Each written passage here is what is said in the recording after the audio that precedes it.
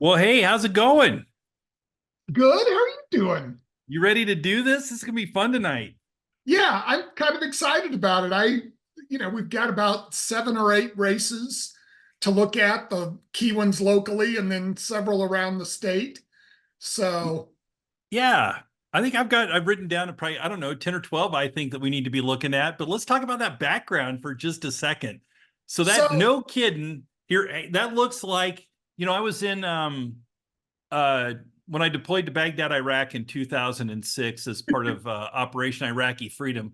I got to be in one of Saddam's palaces. okay. And that looks, distinctly like you're hanging out in a Saddam palace, uh, doing this, uh, doing this Facebook live feed. Is that where you are? No, actually, I'm at Mar-a-Lago.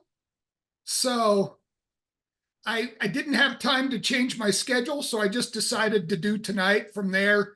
The former president called me and asked me to come help him with some strategy stuff. So, Working on debate prep? yep, trying That's to amazing. teach him That how to you're there stay doing, awake. helping them out with that. I mean, way to go. And boy, it's fascinating to me that the inside of Mar-a-Lago looks like a Saddam palace. And see, I keep waiting for him to come through that door back there, but so far I haven't seen or heard anything. Speaking of the former president, maybe president again at some point, I kind of wonder how he's going to process this tonight. I know that the guy doesn't like losers, right? I mean, he talks about it all the time. Kind of referred to John McCain as a loser for getting shot down in Vietnam and ended up in a prisoner of war camp. So you wonder how he's looking at the results tonight. What happens if his candidates don't win? Yeah, I mean, it seems like over the last several months or whatever, it's been kind of a hit and miss around the country where some of his folks have won and some haven't. But it will be interesting to see here tonight because I don't think, from everything I've heard, and I think from what you've heard, I don't think Dave Williams is favored to win tonight. And then I know there's another candidate in one of the congressional races for sure that he's endorsed. And who Yeah, knows so if I mean, he's, I think he's endorsed Bobert and Williams. oh, that's You right. know, And Gabe Evans. and Gabe Evans. I think Gabe's got a chance at winning tonight, and I think obviously Bobert's probably the front runner in that race. But I think you're right. Dave Williams loses tonight. I mean, that's my guess. I think that's from everything I've seen, seems to me that's where we're headed. But I think there's a nuance to this that's kind of interesting to me, and that's this whole MAGA candidate class, right? So maybe Trump isn't endorsing them, but the state party, Dave Williams and the state party, has pushed these candidates as MAGA candidates. So Janik Joshi, for example, I in was shocked CD8. when I saw that. I had no idea he was MAGA. When he was local, I thought he was quite a bit more moderate. Well, I mean, or at least more traditional Republican. Never saw him as being kind of the MAGA. Yeah, well, but it's I think that's you know whether you're MAGA or not isn't sort of dictated by your belief system. I think it's more dictated by who the state party chose to endorse and not endorse. Ron Hanks, also in CD4, is kind of considered one of these MAGA candidates. So I'm kind of interested to see if these people lose, what impact does that have on the state party? And specifically, how does President Trump, former President Trump, then view the state party if there are some pretty significant losses tonight from state party endorsed candidates? Yeah, I would think it would be a pretty significant issue. Um, I mean, especially too, depending on what happens even beyond this race with the state party and several of the county party GOP offices wanting to remove Dave Williams from the top of the state party. All the way around, it could be a tough few days in Trump's mind. And, my guess is I don't know that they're going to spend a ton of money in this state anyway. I'm not sure there's much of a shot, but it will be interesting to see what the reaction is if there are significant losses. Yeah, of course, I think it'd be certainly a strong uphill battle for Trump to be able to win this state, and I doubt that he's going to spend any time here either. But I think here's what it comes down to for me, and as I've thought about this, he, here's the process that is starting to play out, or the likely scenario that's starting to play out. You've got state party chair Dave Williams, right? I think 6 months ago, or back in January, this guy's plan was to work in the Trump administration. That was where he was going. That's what he was hoping to do. And this state party chair gig was just a stepping stone to get him there. It was about, making sure the state party endorsed Trump in the primary, the presidential primary we had back in March, and, kind of fleecing the other candidates for dollars and then putting those into the state coffers and be able to use for Trump.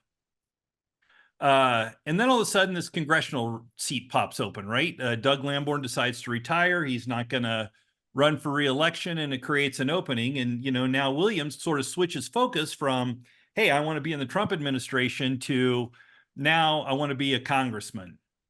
Goes out and gets this Trump endorsement, and I think it's no secret. We've heard along the way, he's kind of pissed the president off, the former president off a few times, fundraising off the felony convictions. I think, Trump really didn't care for that. I think, and as time goes on and, Trump's going to end up having endorsed a candidate who's going to lose. And, there's a chance that the guy might lose big tonight. Where does Dave Williams go from here? If he does, in fact, lose this primary tonight, and we're making some assumptions, and, who knows, maybe he actually wins. I don't know. But if he loses this race tonight, where does he go from here? I mean, what are the job opportunities? I hear there's a coup that could be happening in the state party. He probably doesn't have a lot of opportunity to now then work in the administration because he'll be deemed a loser. And he's already ran for Congress a couple of times and lost. So where does the guy go from here? What does he do? Well, one of the things that I think is a possibility, and it all depends on what happens in November. I think if Trump wins, I think there still may be an opportunity for Dave in Washington simply because of Project 2025. And that's the Heritage Foundation's plan to basically dismantle the federal government and turn part of it is to turn civil servant jobs into loyalty positions. And you know how many tens of thousands of federal employees there are. Somewhere in there, I would think, professing his loyalty to Trump, there might be some position for Dave. I don't know that it would be high up, but they're going to need a lot of people if Trump gets elected. So maybe far enough down on the list that he escapes the notice of the former president. Yes. In fact, if you want a job in the new, if Trump wins, you can even submit your resume on the Project 2025 website so they can start vetting people now in case Trump wins. So maybe Dave's already done that. Maybe he's seen the polling numbers, and he's seeing what's going on statewide with the party, and he may already have his resume out there. Well, I don't know. It just seems to me that it's going to be tough for the guy moving forward. Yeah, yeah. What are some of the other races you're most interested in tonight? Well, hang on here. Josh is telling me to check my email. So let me take a quick look at that. Oh, so got just a couple of little results in, which I've already seen. I've got the state website up. But here, I guess here are the races I think that we need to be looking at tonight. Obviously, there are 4 contested congressional primaries in the state on the Republican side. I think the not a lot going on the Democratic side. I think their races, or at least their important races, are they have incumbents that are running unopposed. But I think CD3, that's the old Boebert district. CD4, the new Boebert district. Yeah. Kind of 2 races to think about there. actually, there's the vacancy because if you remember correctly, Ken Buck has stepped down, no longer a congressman, and there's going to be somebody appointed tonight to fill the remainder of his term, probably Greg Lopez. And then, of course, there's the primary for that race. Yeah. And then, of course, CD5, which is here in El Paso County, and finally CD8. I think those are going to be kind of important. That's going to help us determine the direction of this party moving forward. Is it going to be, kind of more of the same of this, the people that are backed by the current state party chair and the current state party leadership, or are we going to move on from that a little bit? And I think that'll be fleshed out and determined in these races. I also think there are a few state legislative races that are going to be important to watch tonight. There's some primaries out there that I think are worth paying attention to. Senate District 10 with Larry Liston having two, kind of party insiders. Rex Tompkins, the husband of the party, the El Paso County party chair, running against him as an old guy, Dave Stiver, who's run numerous times before, is also running in that race. So I think that one's going to be interesting to pay attention to. I think there are several other races that are coming up that I think are going to be a lot of fun to watch as well. House District 20 in El Paso County is going to be one that's fun to watch. Yeah, we had both of them on Yeah, last week or early this week, and so yeah, I'm really anxious to see how that one turns out after talking to both of them. yeah. So I think there's going to be just a lot of races for us to pay attention to. Um, we got our first guest of the evening. I think as we do this throughout the night tonight, one of the things I'm excited about is bringing in a lot of folks that have been tuned into politics in Colorado for a long time to give us a little bit guest analysis. I think it'd be awesome if we can bring our first guest in. What do you think? All right, I do you want me to admit him? I don't have admit Oh, powers, so if you would okay. please. Okay, I think I do. I'm used to you having them in the past. We have, hopefully, Former El Paso County Sheriff Bill Elder. You're Bill. muted, my friend, and we can't see your face. I just had it on. Hang on a minute. Let me see if I can start the video. There he is. There we are. Look What are at you you. doing? You clean up nice. Wow. That's just the way it is. I do Zoom calls like once a week with this guy. He's always wearing a t-shirt or something. Look, this is respectable. Looks like you got a haircut and everything. That's what happens when you live with your barber, right? There you go.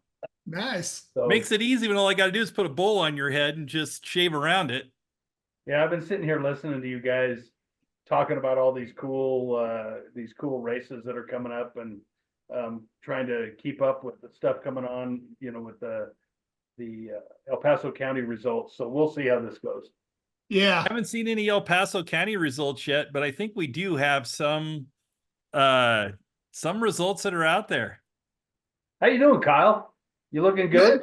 I am. I'm doing well. I don't think I've seen you since last 4th of July. I know, right? Are you you like hanging out at the Taj Mahal? Is that what that is? No, it's Mar-a-Lago. Oh, Mar-a-Lago. Yes, I'm here helping the former president with his debate prep. Oh, I thought maybe you were hiding some documents, maybe.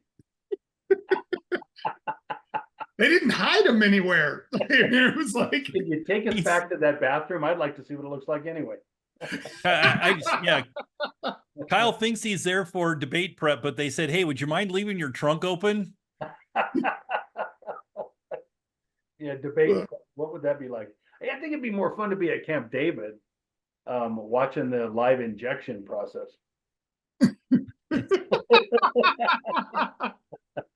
Keep him going, that's for sure. Hey, we do have some results here coming in that 4th congressional vacancy. It looks like Greg Lopez is leading that pretty significantly over the Dim. He's up 56-36 at this point with, there've been over 125,000 votes cast in that race so far. Yeah, it looked like he's got a significant lead, and he's not. This is all he would be doing is up through January, right? He's not running in the regular race. Yeah, that's right. So just He just is doing it to be able to, have that on the resume, call himself congressman. when would he be sworn in? Like almost immediately? So he'd have like 6 months? Yeah, that's right. Do you I still think get a that's right. congressional pension if you've only been in for 6 months? No, I think you got to serve 3 terms in order to qualify for the pension, but Oh, it'd be something to have on the resume. Hey, we also have some early reporting in District 3. Jeff Hurd is currently leading Ron Hanks in that race. Jeff Hurd's got about 45% of the vote to Ron Hanks 27. Everybody else is in single digits, but only 55,000 reported so far. So that might change as we move on. yeah. That's a pretty significant lead right out of the gate. Be interesting to see where those are in their district, which I don't have access to, but And one of still the ones nothing. now, one of the ones we've been paying attention to as well, that the Congressional District 4 race, the Boebert and everybody else race. Yeah, as predicted, she's sitting at about 42%, 43% of the vote right now with 91,000 votes in. Everybody else, low double digits, 8, 10, 12%. But closest challenger there's Deborah Flora with 14% of the vote. Jerry Sonnenberg with about 14% of the vote as well. Nice. So nothing out of El Paso County yet. I know, having talked to, which by the way, it's the El Paso County Clerk and Recorder, Steve Schleicher. It's his birthday today. What a way to Oh, spend your birthday, huh? Having to so do election results and spend the whole day at the office. So, maybe um, that's why they're a couple of minutes late with the first drop. yeah, because they're like, singing happy birthday with a cake or something. Eating birthday cake. Is that what they're doing? They're like, no, let's Exactly. stop what we're doing right now. Let's not count those votes. We have to sing happy birthday.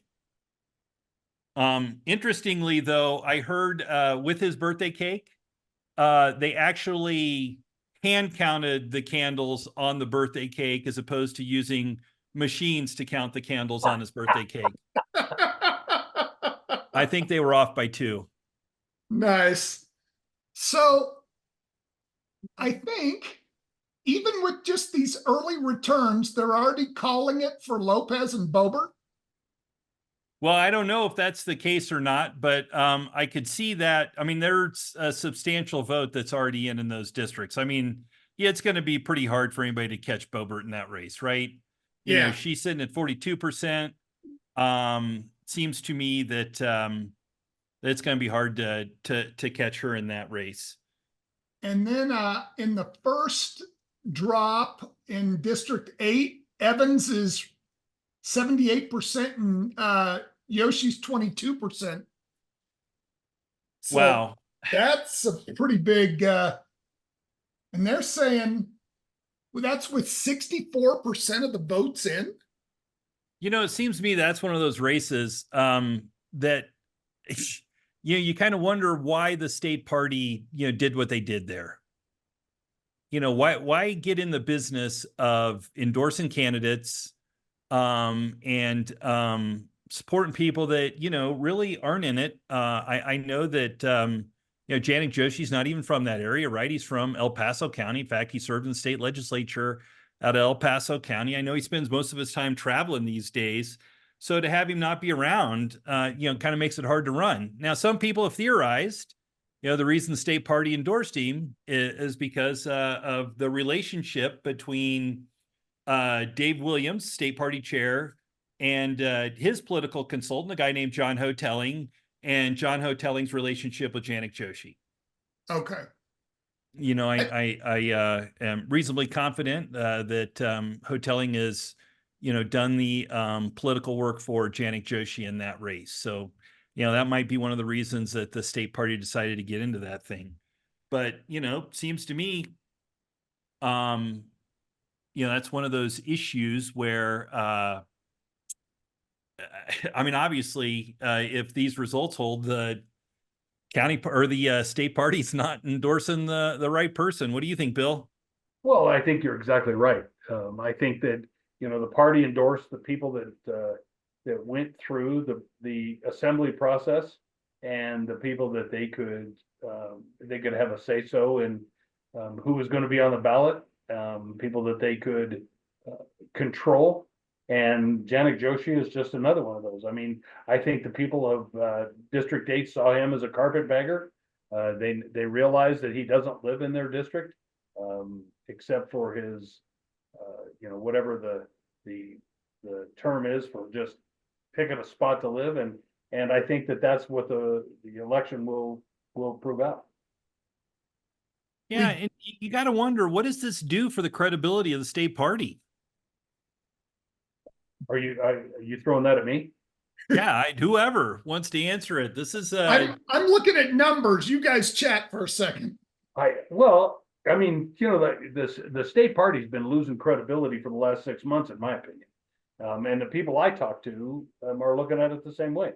That everything that he's done, from making the changes to endorse candidates specifically from his pulpit, and to funding candidates from the state GOP, to endorsing candidates, and then the outright blatant attacks on Republicans.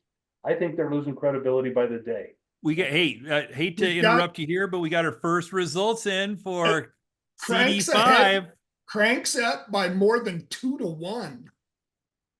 Well, and I'll be honest, Mark and I've had conversations about this. I honestly believe that is going to be a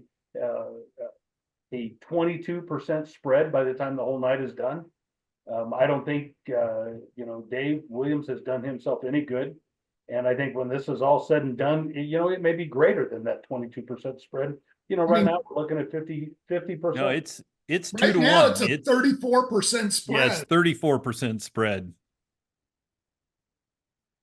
So if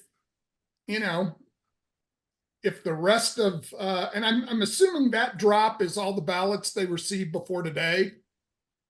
Yeah, and I think voter turnout has been low thus far, so I think there will be a lot of votes that are still out there to be cast, or votes that are still out there to be counted that were cast today. But boy, hard to overcome a 2-1 margin. Probably at least half of the votes in, probably more than that. Yeah, it doesn't say on that. It doesn't say the percentage of votes so far. That means that election day, Dave Williams would have to win by better than 2-1 in order to be successful. Yeah, and I think the clerk and recorder's office was saying the other day that 11% is what they're seeing. So it picks up 3 or 4% in the last, over the weekend and the beginning of this week. So we see 15%, which is a terrible turnout, especially in such, critical races as we've got. But that's going to play out as we watch those numbers come through. I think you're going to see that number hold, if not spread a little bit, not grow a little bit. Yeah, interestingly enough, and again, you never know in El Paso County with the Dems having a shot at a congressional seat. But right now, the primary on the Dem side with Gasson and Reagan is almost dead even. It's 50.6 to 49.3. So that's a pretty close one right now. Overall in the county, as of this first drop, we have 21% voter turnout. So if election day is equal to everything before election day, we'd be at around 40%, which is almost identical to 2020. Boy, now here's an interesting one out of El Paso County, one of the ones we're going to be tracking all night long. And that's El Paso County Commissioner, that District 3 race. 4 people in that race. One of those where I'm like, I pick it. I don't know how to handicap this one. But with 15,000 votes cast so far, Don Wilson and Bill Wysong are duking it out. I mean, they're within just a few votes of each other, About and 100 votes. Yeah. yeah, less than 100 votes there, and Line Weber and Brandy Williams coming in with a little bit less. Now, it depends on where those votes are from too, right? In the district, is that from a Line Weber stronghold? I don't know. Because they're So all pretty spread out in that district, aren't they? Isn't Don yeah, more up that's right. north and Dave's kind of on the west? And does Brandy live farther south, or is she moved into the district more? Because Yeah, I it think she wasn't lives fairly west as well. So okay. Okay, so might they're make both over sense that there. the votes aren't in from uh that side of the county yet. Who knows? I don't know much about Bill Wysong. What is his background? Do you know? Navy guy, and the county party's pick. He was the guy who went through the assembly. Okay. Now he seems to be the only party pick that, as I've done this cursory review, that's had any success tonight. All the other party people are doing pretty poorly from what I can tell here. Mary Bradfield went in pretty handily in her race, but there only been about 4,500 votes cast there. Jarvis Caldwell beating Jason Lupo 2-1, better than 2-1 in that race with 12,000 votes cast. And Kerry Geithner in Commissioner District 2, 8,600 to 4,800 over that newcomer, Christopher Guido. Seen a Yeah. couple things about him. Kerry Geithner, a pretty well respected commissioner in Commissioner District 2. That again, that's one that you should see continue. Yeah. Yeah. And That one. Larry Liston in his race there in Senate District 10, he's beating the other two together by 2-1, almost 2-1. Well, if you've ever seen him run, if you've ever paid any attention to how he works his precincts and his district, he incessantly walks those districts. He talks to anybody and everybody he can talk to. That does not surprise me. Yeah, that guy works harder than anybody I know in terms of campaigning. But looks to me like this is going to be a tough night for the party insiders. That's the way it's shaping up. Stan Vanderwerf is up in his 60-40. I don't think that's a surprise to us. I think we're looking forward to seeing what that race looks like in the actual general election, because he's going to be up against Mark Snyder. So Stan and Mark should be an interesting race heading to November. Yeah, I know that's a pickup opportunity for the Democrats. That seat's currently held by retiring state senator Bob Gardner. But there's only a 2 or 3 point Republican margin in that district. It's a plus 2 or 3 R district, and I think it's one of those that the Democrats are targeting hard. And let me tell you, Snyder's going to be a formidable opponent for Vanderwerf. Yeah, without a doubt. yeah, I'm looking forward to covering that a little bit more in some of our episodes.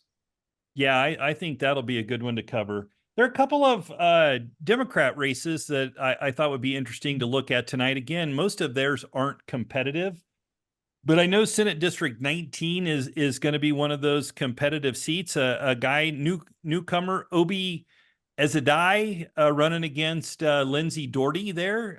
Lindsay Doherty is the current state representative running against this newcomer, and I know the unions put a ton of money into Obi, but it looks like so far with what's being reported, Lindsay Doherty's beating him pretty handily. Nice. And I just got word that they've declared Crank the winner. Wow, Crank already declared the winner. Oh, So congratulations, Jeff Crank. That is a pretty formidable number. Now, that goes back to the whole point of the discussion. What happens to the state party now that the state chair, after drawing a pretty pretty sizable line in the sand. That they were gonna do the things that they were gonna do to support the so-called America's first candidates.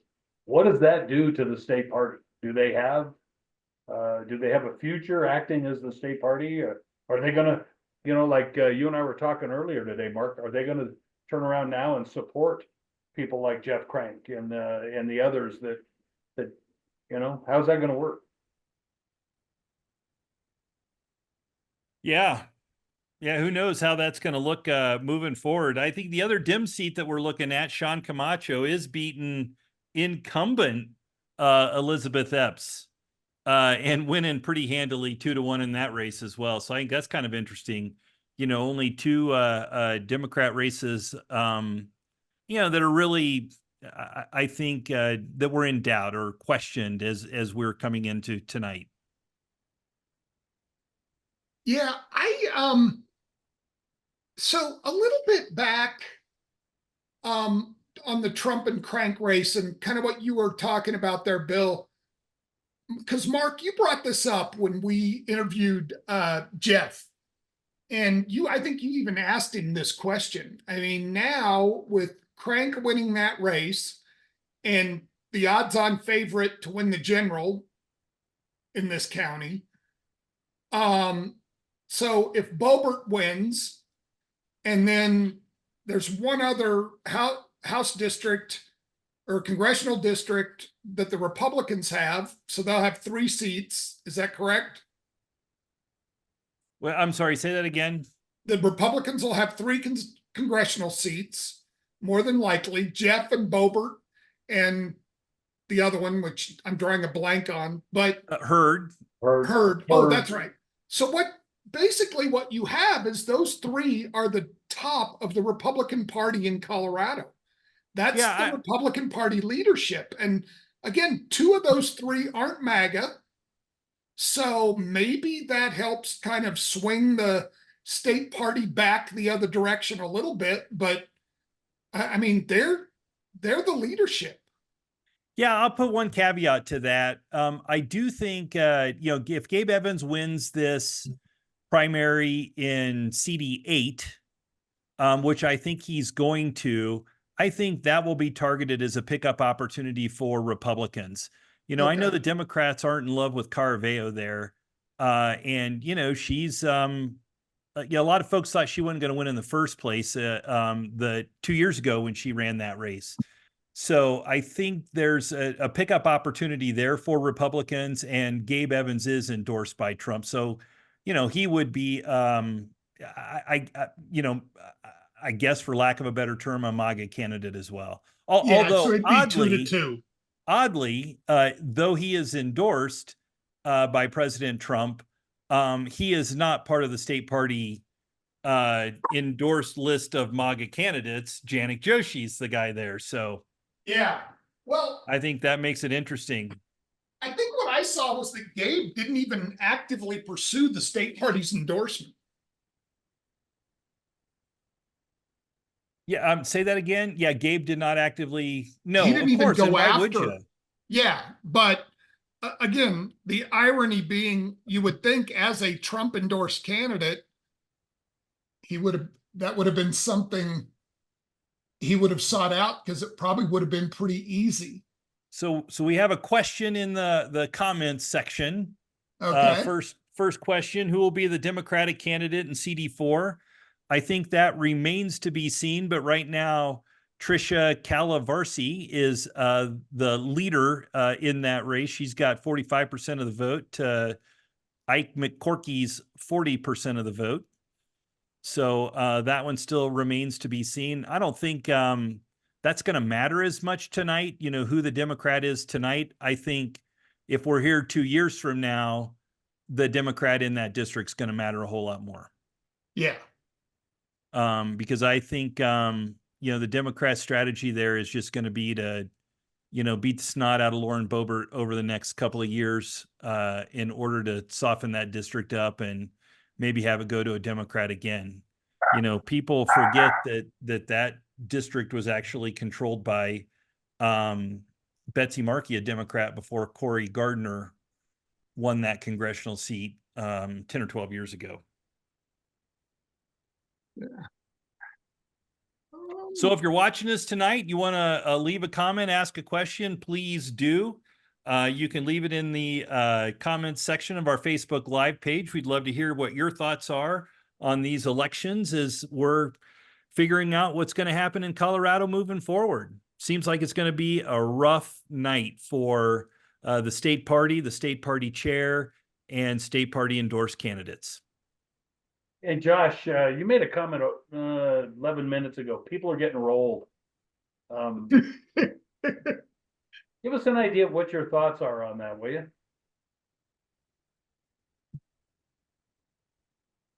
I just like to hear it from Josh's mouth.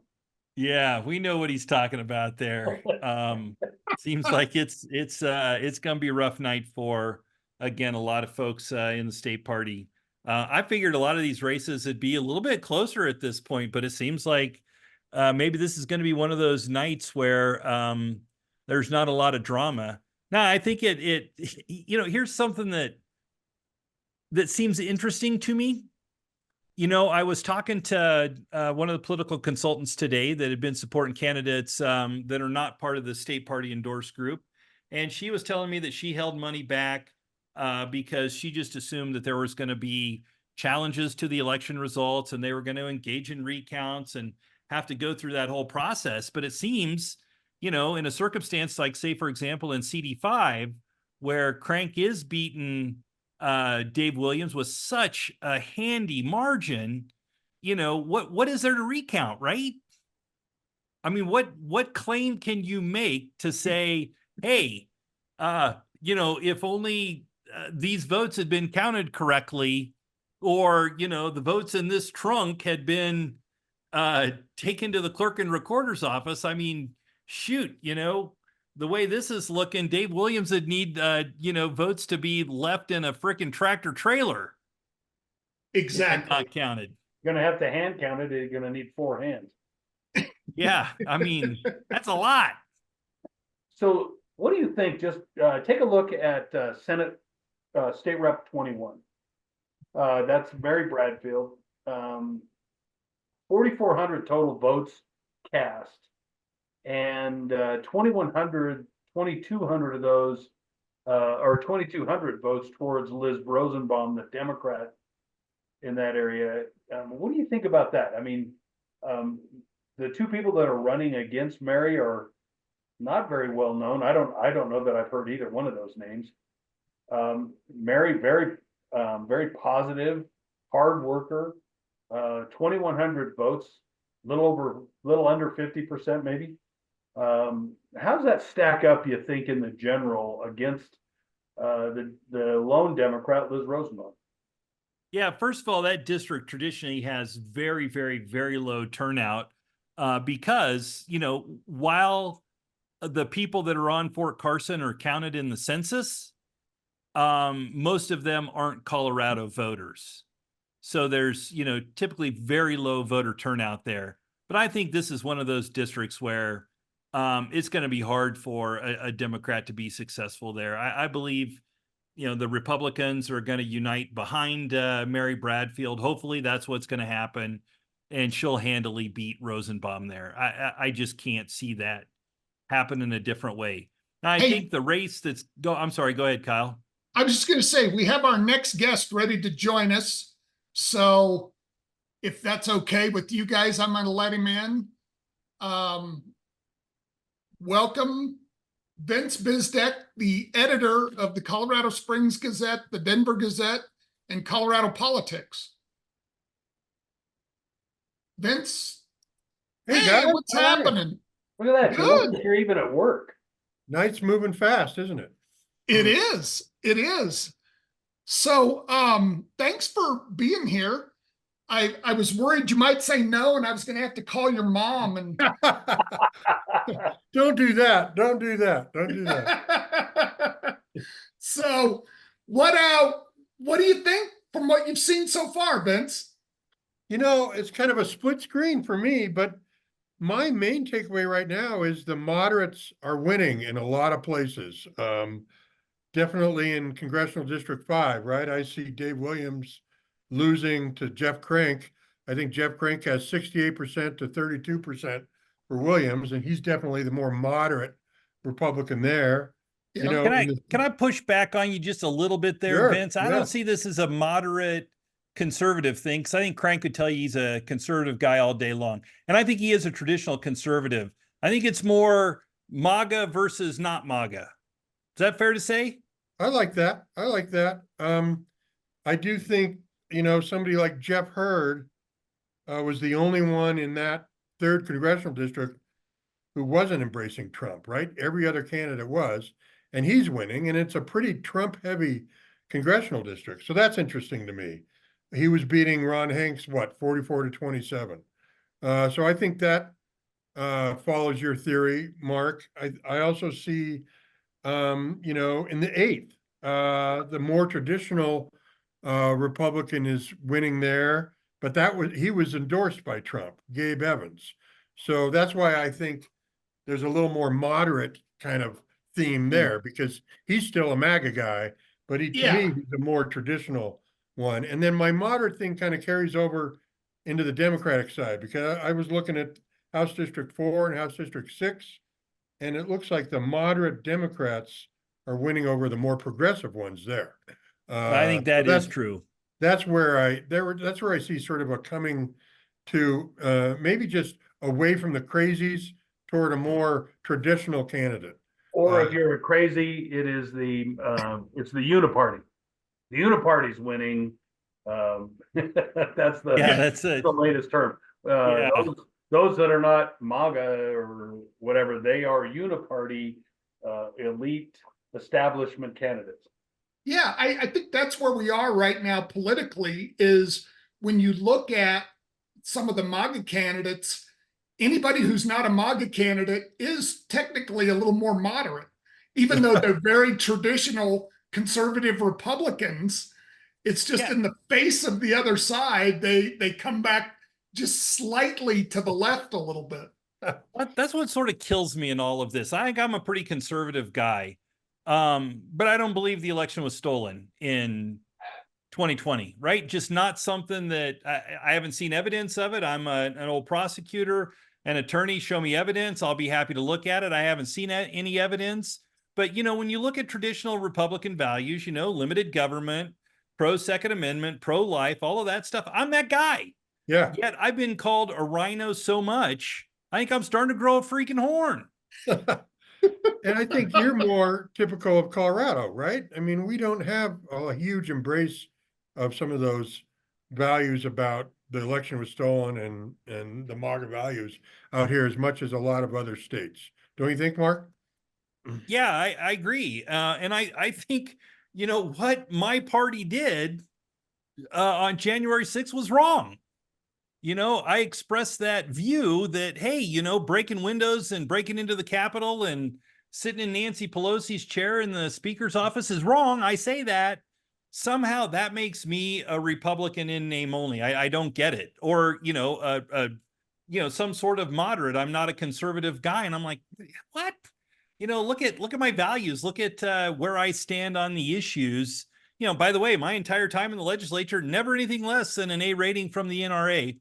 Somehow I'm now the rhino, which, hey, I guess if that's where we are, that's where we are. And that's why Colorado isn't winning, or why So Republicans aren't winning in Colorado.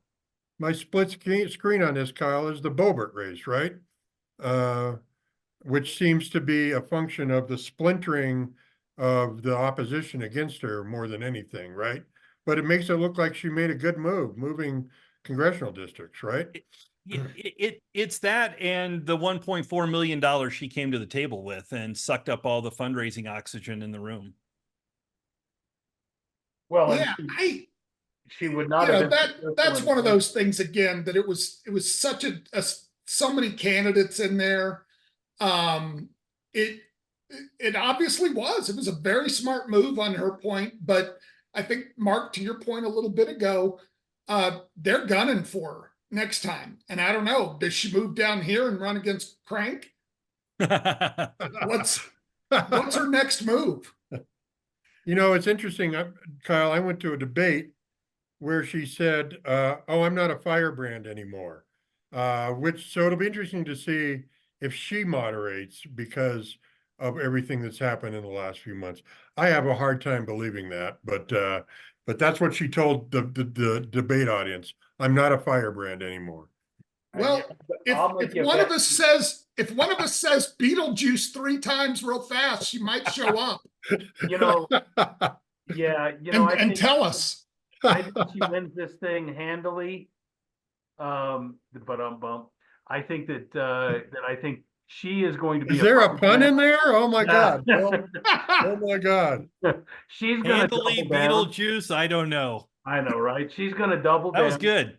She's gonna be more than a firebrand. She's gonna give a few others in her party, in her crazy party, a run for their money. You know, here's what I think about that. I think from the Democrats' perspective, doesn't matter. They're going to call her every name in the book. They're going to work over the next couple of years to just erode her credibility, and it's going to be over personal issues. It's not going to be over the firebrand stuff about her fighting with the AOCs on the House floor and stuff like that. It's going to be over all these personal issues. They're going to call her a bad grandmother. They're going to, go after, her getting into fights with her ex-husband. It's never a good press release when it starts with nobody got punched or nobody went to jail, right? I mean, that's just not.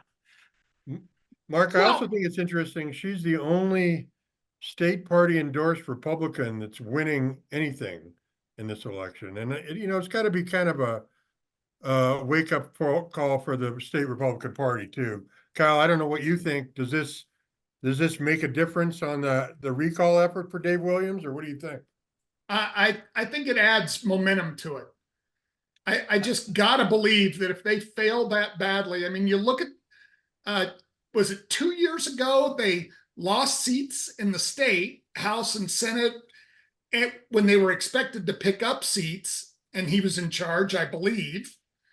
And now with this kind of a performance, even if you don't like the stuff he's done with the party money, spending it on himself, you still got to just look at it and say he's not effective. Well, it was KBB 2 years ago, and in fairness to him, but he was part of that group that led the effort to leave the bubble blank. So when their candidates didn't get selected, who was the Senate candidate? Why am I blanking on his name now? O'Day and Heidi Ganahl at the top of the ticket. They are responsible in large part. His segment of the party is responsible in large part for such a massive defeat there. So I think it comes down to I did an op-ed. I apologize, Vince. It was in the Denver Post, but an op-ed on What? That's right. I wanted to go for a lesser read Is that still around, newspaper. Mark? I didn't realize. Obviously. He was going, he wanted to talk to their tens of readers. Yes. So I wanted to test run it there before I went somewhere else. But it was basically about, how desperate people do desperate things. And this guy's desperate. And I actually wrote this before this whole congressional issue popped up, and how, he was making decisions as state party chair based on his self-interest. And I think that, Kyle and I were kind of talking about this before you two came on, and it's, what happens to this guy moving forward? Where is the place for him being a two-time loser in a congressional race? He sort of alienated himself from the Trump clan in some respects, right? Loses big in this race. Trump certainly doesn't like backing losers, so is there a job in the administration for the guy? And when he's gone and spent all the state party money on himself and hasn't held any in reserves to now pick up state legislative seats, where does that leave him? Where do you go from there? What happens to that guy moving forward? Yeah, and I hope we see sort of the wing of the party, the more traditional wing of the party that you were talking about, Mark, re-exert itself. the Dick Wadhams, the Bill Owens, the Wayne Williams, the John Suthers. I hope that side of the party kind of says, okay, enough of this. Let's get back to our, traditional values and try to win some races in this state.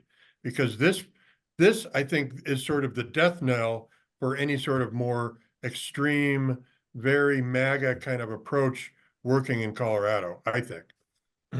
Well, you just ticked off 4 really old white guys.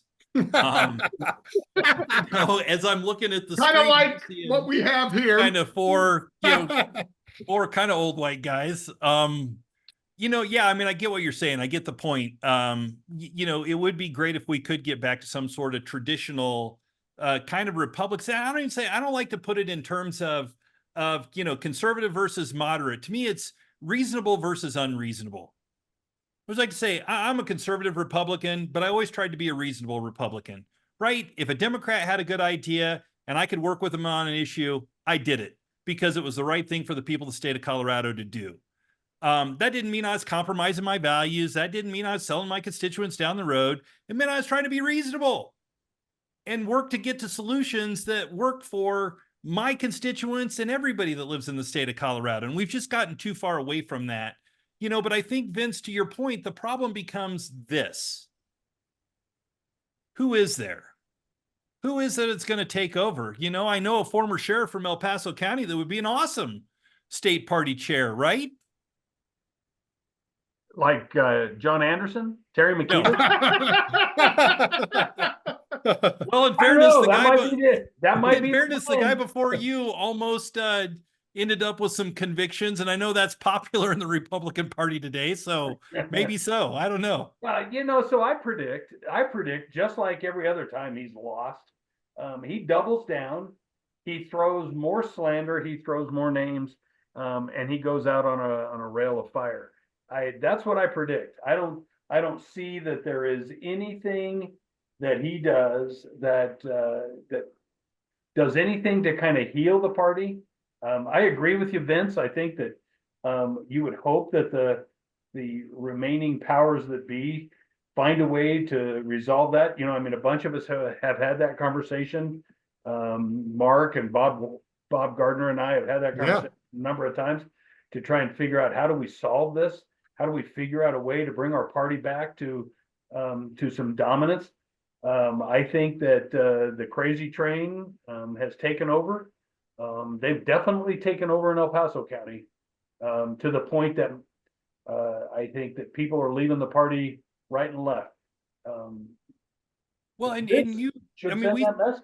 We saw in the county party this year, and I guess in probably the state party in some respects, not a lot of the people who are winning tonight actually went through the assembly process. Right. That's a good because point, they were Mark. so worried, what was going to happen and shenanigans that might pop up in the assembly, and I think we're maybe, I don't know, 2 or 3 cycles removed from, man, if you petition, that's kind of taboo.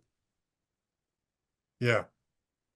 I also, think this dynamic could really change how politics works in Colorado with all the unaffiliated voters, all the unaffiliated voters in El Paso County. What is it now, Kyle? 48% of voters? Yeah, one of the things I'm really anxious to see in a couple of days when they break it down more is in the CD5 Republican primary, since that was the one that was more high profile, how many unaffiliated voters actually voted in the Republican primary? Good question. Because 40, again, like you said, 48% of registered voters in the county are unaffiliated, but unaffiliated voters historically undervote. Democrats in this county tend to vote at their percentage. Republicans kind of overvote for their percentage, and unaffiliateds undervote. So it's going to be interesting to see if that starts to climb maybe tonight or, even in the general election this November, to maybe see that kind of middle start to exert itself a little bit more.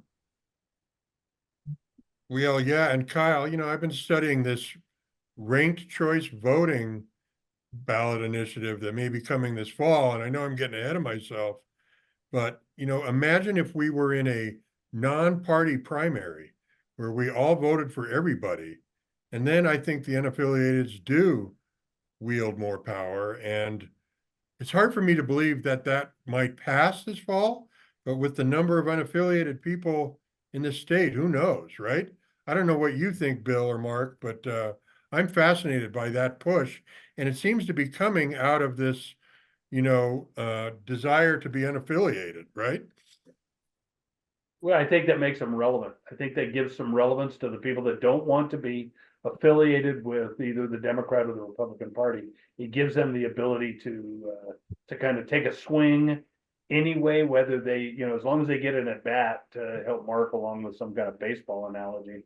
I think that, you know, it gives them a position that they can actually play from. And it'll be an interesting transition if that's the way things go. I'm not real sure, even though I don't know a whole lot about it. I'm not real sure I'm a fan. I think that kind of dilutes the result a little bit. It kind of brings in some dynamics that most people aren't used to. I'm not used to it. Yeah, you know, my fear is having Republicans and Democrats sort of revolt, saying, "Listen, if you want to be a part of the process, then affiliate with a party." But I think Vince, to your point, and I get this. This is something I've struggled with. You know, when your party just does so much stuff to cause you to throw your hands up and say, "My gosh, how can I possibly keep defending this? You know, maybe I should unaffiliate." But then, you know, what can you do, right? Yeah. And I suppose the way our voting system works now, being able to have that opportunity to vote as an unaffiliated voter, I mean, to me, it seems to me that's one of the reasons we have lost so many people from the Republican Party. Just look back on the days when Bob Gardner, for instance, was the chair, or when Jeff Hayes was the chair, or even Josh Hosler was the chair. The amount of volunteerism and the amount of work that people put into the party to help make it, to help get the word out, to get the vote out, to get the message out, supporting the Republican Party was tremendous. It was Wow, good much point. more of a group of people working together to do what the large majority of people were trying to get done. And today it's not. Today it is, you either think like us and act like us, or you are a rhino establishment, uniparty, has been, blah, blah, blah, blah, blah. Everything we can do to dissuade people from engaging in partisan politics. It's crazy. It's more exclusive than inclusive, isn't it, Bill? Absolutely. Yeah. Yeah. Well, it's this whole idea of addition by subtraction. Let's just make this more pure. Let's create purity tests, and then we will get down to the true Republicans in the party, and that's really all we need. If we have a pure base, we will win more. It's one of the most ridiculous arguments I've ever heard in my entire life. Well, it didn't work for Adolf. It's certainly not working. Well, and it didn't work for, I mean, all the state offices are Democrats right now, right? And even the mayor's office in Colorado Springs is an independent rather than a Republican. So something's not working, right? I mean, it seems like that recognition is going to be more in our faces than ever tomorrow morning, correct? Yeah, and I think it's one of those deals where you got to come to the reality. You have to accept the reality, but it is, you know, it's a circumstance, Vince, where I think that a lot of Republicans haven't accepted that reality yet. And it's too bad, because I think that is exactly spot on and the right point. But too many people are, you know, treating the wrong symptom here.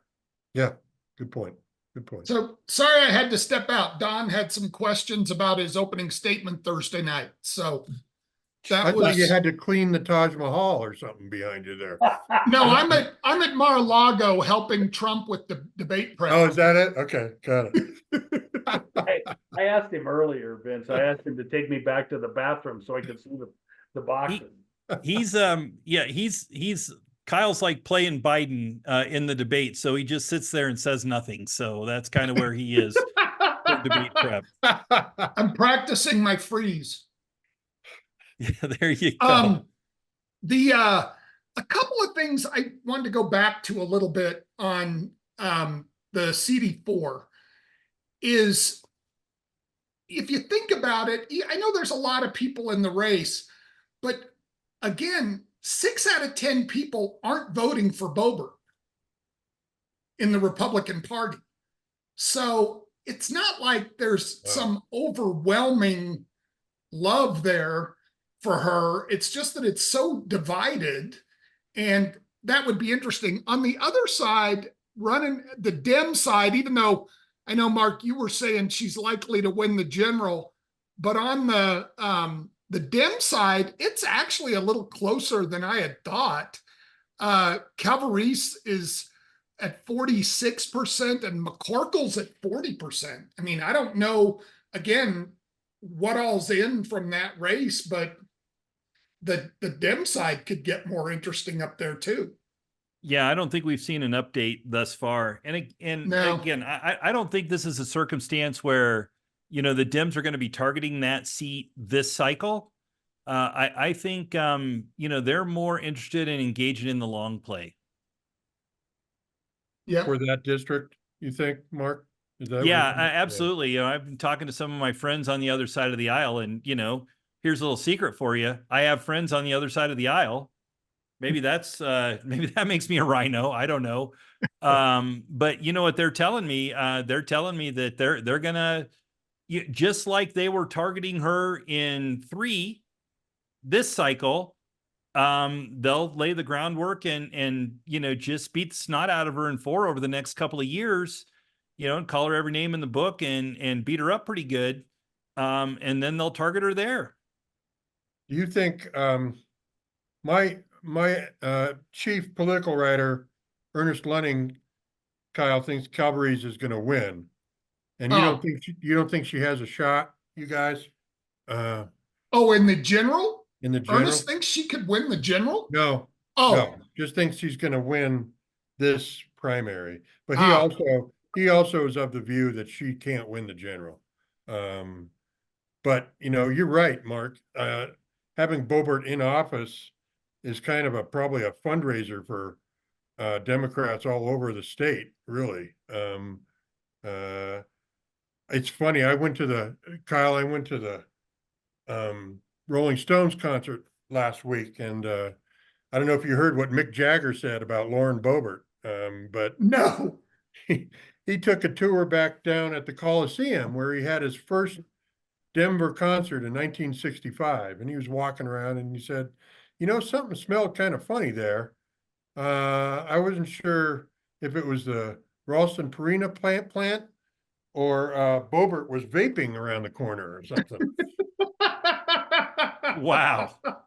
The point is, she's a favorite target of liberals, right? And will, as Mark pointed out, she will continue to be, and they're going to probably raise a lot of money off of her still. But I don't think the Democrats can take her out this round. Well, we'll get a little bit of an answer to that question here in just a minute. We're going to be joined momentarily by Democrat operative Joe McCloskey. So look forward to hearing from him and getting his insights and thoughts on how some of these couple of Democrat races have shaken out tonight, and what strategy is going to be for those guys moving forward. They're much better at playing the long game than Republicans are. Good point. Bill, I see you're in Arizona now. Yeah, it's getting a little chilly up here, so I decided I'd better warm up a little bit. Trying to compete with Kyle. Yeah. Is that the backyard of Mar-a-Lago? I think I've been there before. Yeah, that's the backyard of my Mar-a-Lago, as it were. Looking for another one, and I can't find a good one, so it's all right. I don't see anybody in the waiting room right now. He's coming in now. Okay. Yes, Kevin Stansberry, I agree with you that the GOP would serve itself much better if we return to some more traditional values. I'm looking at some of the comments here. Oh, great. got enough screens going on right now. I feel like I'm at NASA or something. Yeah, it is kind of hard to keep up with all this, but it's kind of fun. Me All too. right, Joe's coming in. Anybody got an update since after 7:25 tonight on the state No, side? I just hit refresh and I saw nothing. Nope, nothing. Come on, Schleicher, if you're watching this, blow out the candles and let's have a report. Let me do a quick introduction for guest number 5 coming in. This is Democrat consultant and heavy hitter in Colorado, Joe McCloskey. Joe also happens to be my business partner, and we do a lot of work together, both in the state legislature and in Washington, D.C. And I'll tell you, when we're there, guys like a fish in water. So what do you think, Joe? Esteemed colleague Waller and colleagues and others, pleasure to be here. Joe McCloskey in Denver. I think the theme of the night is the adults in the room won their primary and the nut jobs lost. And it's a great night for democracy and for adults. And then the one thing I just can't get over is that, 55,000 people in the 4th congressional district didn't want Lauren Boebert, and if they would have consolidated, it'd be a much different evening. That's the total of the other 5 candidates, Joe? To date, about 10,000 more than Congresswoman Boebert. Yeah, so that race was really splintered. Otherwise, she might not have won, right? Absolutely.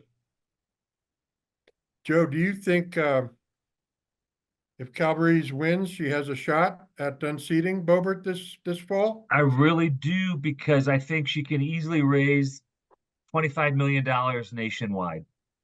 And I think the same scenario that Lauren Boebert experienced in the 3rd CD, she'll experience in the 4th. Now, the 4th CD is about 2 or 3 percentage points more Republican. We call it a DPI, Democratic Performance Index. I think it's +9 in the 3rd and +11 in the 4th. And she's a novice, but it's all about Congresswoman Boebert. Now, I still think in the end, Congresswoman Boebert will win that race in the 4th, but I think the Democrats will spend the next 2 years just to destroy her and bring up her negative name ID. So imagine that. I mean, thanks for that, Joe. But imagine that. Imagine that the CD3 seat is gone or is lost to a Dem, to Adam Frisch or whoever the ultimate person is. And then imagine that she loses in CD4. What does that do for the GOP in Colorado, having 2 seats that she sat in, both of them poisoned by her failure to act in the best interest of Colorado? I think simply it's a sign that the Republican Party in Colorado needs new leadership, and I don't see Mr. Williams lasting much longer, or at least not this year. And that was a resounding victory for adults in the room for the 5th CD. I'm sure you and your listeners have discussed that. But what's interesting is I think this seat now easily is won by Mr. Hurd in the 3rd CD. Even though Adam will, I think, raise about $12 million total for the campaign from last year to this year, I don't see how Jeff Hurd loses that. The RCCC will maybe put in 2 or 3 million. He'll win that by 5 points. So I think that'll stay solidly 3rd on the Western slope. Solidly Republican. Explain how, when she moved districts, a lot of that soft money that would have come in for Frisch or against Boebert went away. Yeah, I mean, Mr. Frisch's budget originally was $35 million. That's like a U.S. Senate race in North Dakota. Now, he's still got a respectable 10 to 12 million, which, believe me, any member of Congress or a candidate would love to have. But races have become so nationalized. I have a lot of friends who raise money nationally, and they can easily raise $1 million in a month in $25, $50 increments. You just got to say, hey, so-and-so Democratic candidate for Congress, he's going to stand up to Trump or stand up to Marjorie Taylor Greene. And before you know it, you got a list of 100,000 donors giving $50 a pop. Politics are nationalized, and we're seeing that at a lot of the 50 state capitals. Joe, what about some of the Democratic primaries in the state? I know there really aren't a whole lot that people are watching. There aren't contested races there, but where there are, what's your opinion of what's happening there? Yeah, I've been following those really closely. Most are in the Denver metro and then obviously Boulder arena, where more of the higher concentration of Democratic voters reside. Again, the theme, the adults in the room, the experienced, and then the well-moneyed candidates, especially from the soft side. State Representative Mike Weissman was trying to transfer to the state Senate. He got a scare with $500,000 by some business interests, both Republican and Democrat, but he should win that by about 1,000 votes. Lindsay Doherty in the Aurora area, again, trying to transition from the state House of Representatives to the state Senate against an upstart city councilor named Moby. She won that pretty handily. But again, you're having about $1.5 million spent in that primary. The most fascinating, which has some national implications, was Representative Epps just got trounced by Sean Camacho. When you have the governor and the Congressman DeGoose, who I think will be president of the United States someday, all supporting a state house candidate. I mean, it it localized national politics, and you saw that in 16th congressional district in New York, where AIPAC spent so much money. Now, AIPAC didn't spend a lot of money here. I'm just trying to make an analogy. Representative Epps was really flamboyant on the Gaza issue, and amongst other things, like not showing up to work for weeks. She lost that race. And then Representative Judy Amabile in Boulder was trying to transition from the state house to the state senate, and she trounced her opponent. So the adults won. And then I think Espinoza beat Hernandez in a primary in House District 4 in Denver. That was a matchup between the old guard and new guard. Hey, real quick, guys, just a small drop of additional ballots here in El Paso County only has the turnout up to 22.5%, but no, not enough to have any significant change in any of the races. Just wanted to throw that in. Hey, Joe, I'd be interested to hear what you think about the 8th and whether this win by Gabe Evans or this apparent win, kind of a more traditional Republican, if that's going to be a tight race, you think, this fall with Caraballo. I do. I think it's going to be a top 10 race in the country out of the 40 targeted congressional races, out of 435 races nationwide. The Gabe race, I think a couple of things. One, he's the future of the party for the Republicans. He has that law enforcement, police officer background, handsome gentleman. I think he's an attractive candidate. And then secondly, Joshi was such a flawed candidate. I don't know why he doesn't give it up. It just he just is not ready for prime time. I'm not sure he ever was. And that race, I know the RCCC did a $5 million buy in September for Adams County and the Denver Metro TV market. I think that race is on, and I think they smell a pickup there. Yeah, yeah. Yeah, I think that's going to be a fascinating one to watch as we move forward. We were kind of talking earlier about how Joshi was one of the state party endorsed candidates here. Yeah. And boy, they are just, I think really literally the only state party endorsed candidate that's in kind of one of these big and significant races that won tonight or is winning is Lauren Boebert. That's it. Everybody else, 2-1 margins. Yeah. Somebody Now just they'll blame it on unaffiliateds that vote and, Republicans picking the wrong candidates and all that stuff. But, I think that in this case, the numbers aren't lying. somebody just posted, Sari Jober just posted ABC just called Hurd for D3 over Hanks. I think that's another fatal loss for the state GOP. Yeah, and I think we might have Jeff joining us here at some point this evening for a few minutes at least. So be interesting to get his take on it. So good night for Jeff's. Hey, Joe, what do you think about the 5th congressional district and Democratic chances? I saw a debate featuring Jeff Crank and Dave Williams and Joe Reagan and River Gasson, and I was impressed by Joe Reagan, who's got a military background, might Yep. be fairly appealing Helps in El veterans. Paso Yep. County, you know? Yeah, it helps veterans in the nonprofit sector, I think, with jobs. You know what's interesting? A lot of my friends in El Paso County believe that county someday could be Democratic. I think Biden got around 47% of the vote in 2020, where 20 years ago, it's more 65-35 in a presidential race. They see more affluent Democratic voters escaping Denver to buy a house in Manitou Springs, Colorado Springs, El Paso for affordability. You're seeing a little bit of a demographic switch, the way Pueblo's kind of switched a little bit more conservative. I still think, obviously, El Paso and the 5th CD are solidly red, but the Democrats in that county have hope the way the Jefferson County Democrats 30 years ago had hope when they never could win a race in Jeffco. So that's going to be interesting because their energy level is going to be high. But I see Crank winning that seat pretty easily by 10 points. Yeah, he's put together a pretty good campaign, and handled Williams pretty masterfully in El Paso County. But yeah, I agree that there's changes afoot in El Paso County. I think the city, Kyle, correct me if I'm wrong, but I think the city of Colorado Springs voted for Polis in the last gubernatorial election, not the whole county, but the city itself, which is an interesting phenomenon, right? Yeah.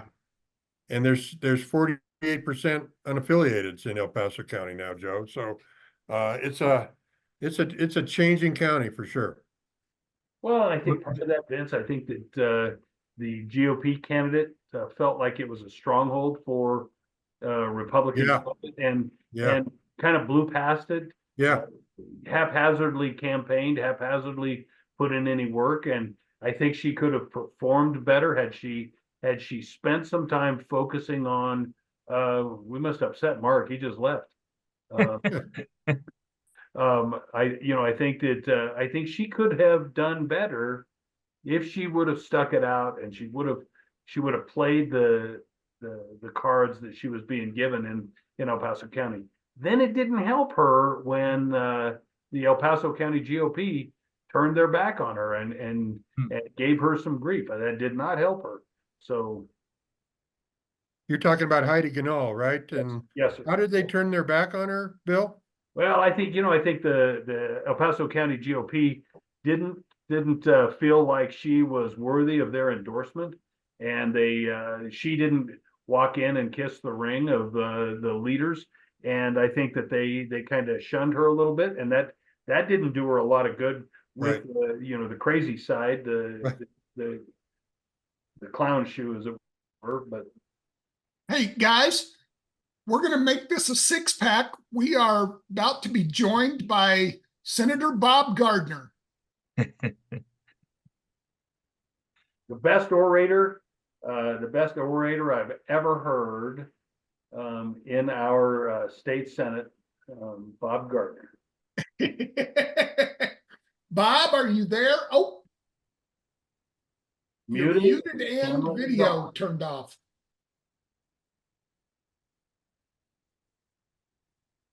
Maybe he wanted a better introduction. It's time. Bob. Sorry, that's as good as I can get. While we're waiting for Senator Gardner to come on, just a quick story about demographics. Anecdotal, but it's worth researching. I've known a few women who have moved from Denver to buy a house in El Paso County because of the affordability issue. Now, 2 of them happen to be ex-girlfriends, so maybe they were tired of me, but they moved down to the Springs because people can work remotely and they can come to Denver when they want. But that's interesting to me that they found El Paso County more attractive for home prices. I wonder how replicated that is by other young professionals. I live in the north part of Colorado Springs, and when we bought our house 3 years ago, what we were hearing from our realtor and other people up here is that was happening quite a bit, actually. So, yeah, Bob. Oh, I think you let me on. You weren't letting me in.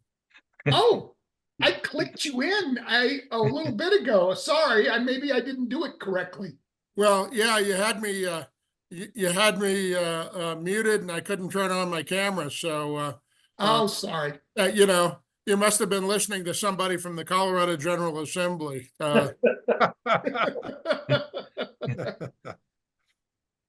So, you guys, I don't know where you are here, but you haven't talked a lot about El Paso County specific races, and I'm really intrigued by the Commissioner District 3 race this evening, as well as Commissioner District 4. Right now in Commissioner District 3, Bill Wysong, who is the sort of anti-growth, anti-developer candidate, is up by about 100 votes over Don Wilson. And together, they're both kind of running out ahead of everybody else. In Commissioner District 4, which is down Fountain, Corey Applegate, whose campaign was run by Gordon Klingenschmidt, has a healthy lead over Brenda Delgado Miller, which tells me that our county commissioners are going to look a lot different than when you were there, Mark.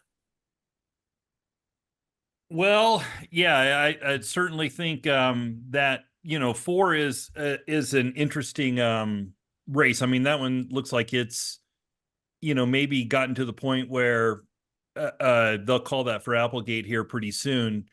I've thought that in the District 3 race, there wasn't enough of the vote in to really have an idea, but it looks like as votes are coming in there, that gap is widening a little bit for Wysong. Yeah, I mean, I think that's race is still to be called, but I'm surprised at the number of votes that Wysong got, and he's both the county party candidate and is the candidate of the group that goes by the moniker of Integrity Matters, but their claim to fame is anti-growth. Don't turn the community over to developers. I think that's an interesting story for El Paso County local politics.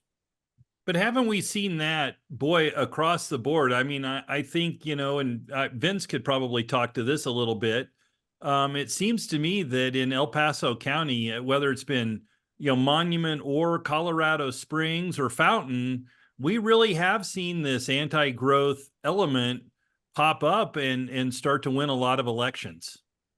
Yeah, I mean, I think that's true. And it's kind of an interesting dynamic of the anti-growth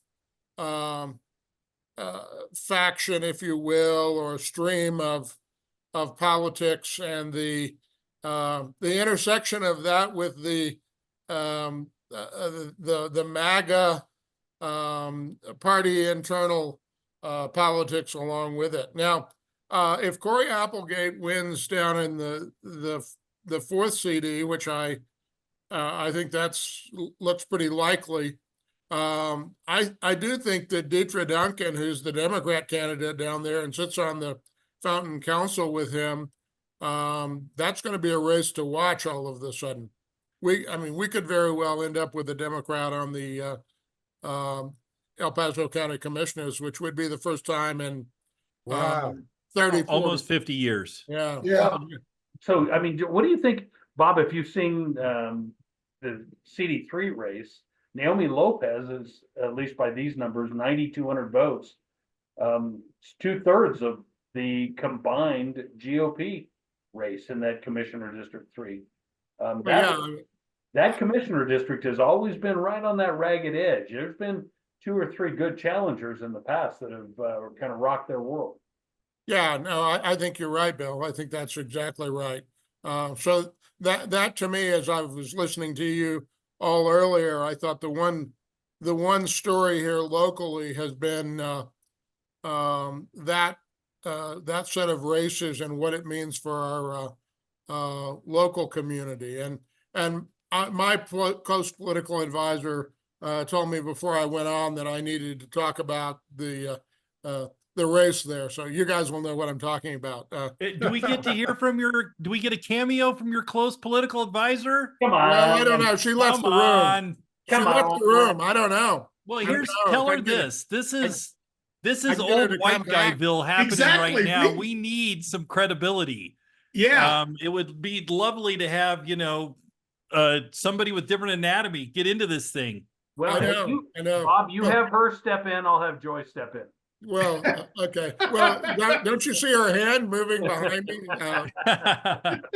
Come on, we need a little bit of analysis there.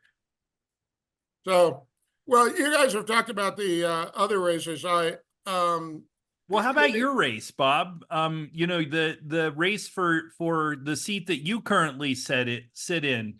What's that going to look like? I mean, obviously the primaries are fairly well resolved there, but we're going to be in a circumstance where I think that's and Joe, you can talk to this too. That's going to be a Democrat pickup opportunity with Mark Snyder versus Stan Vanderwerf. Yeah, there's going to be a lot of money on both sides in that race.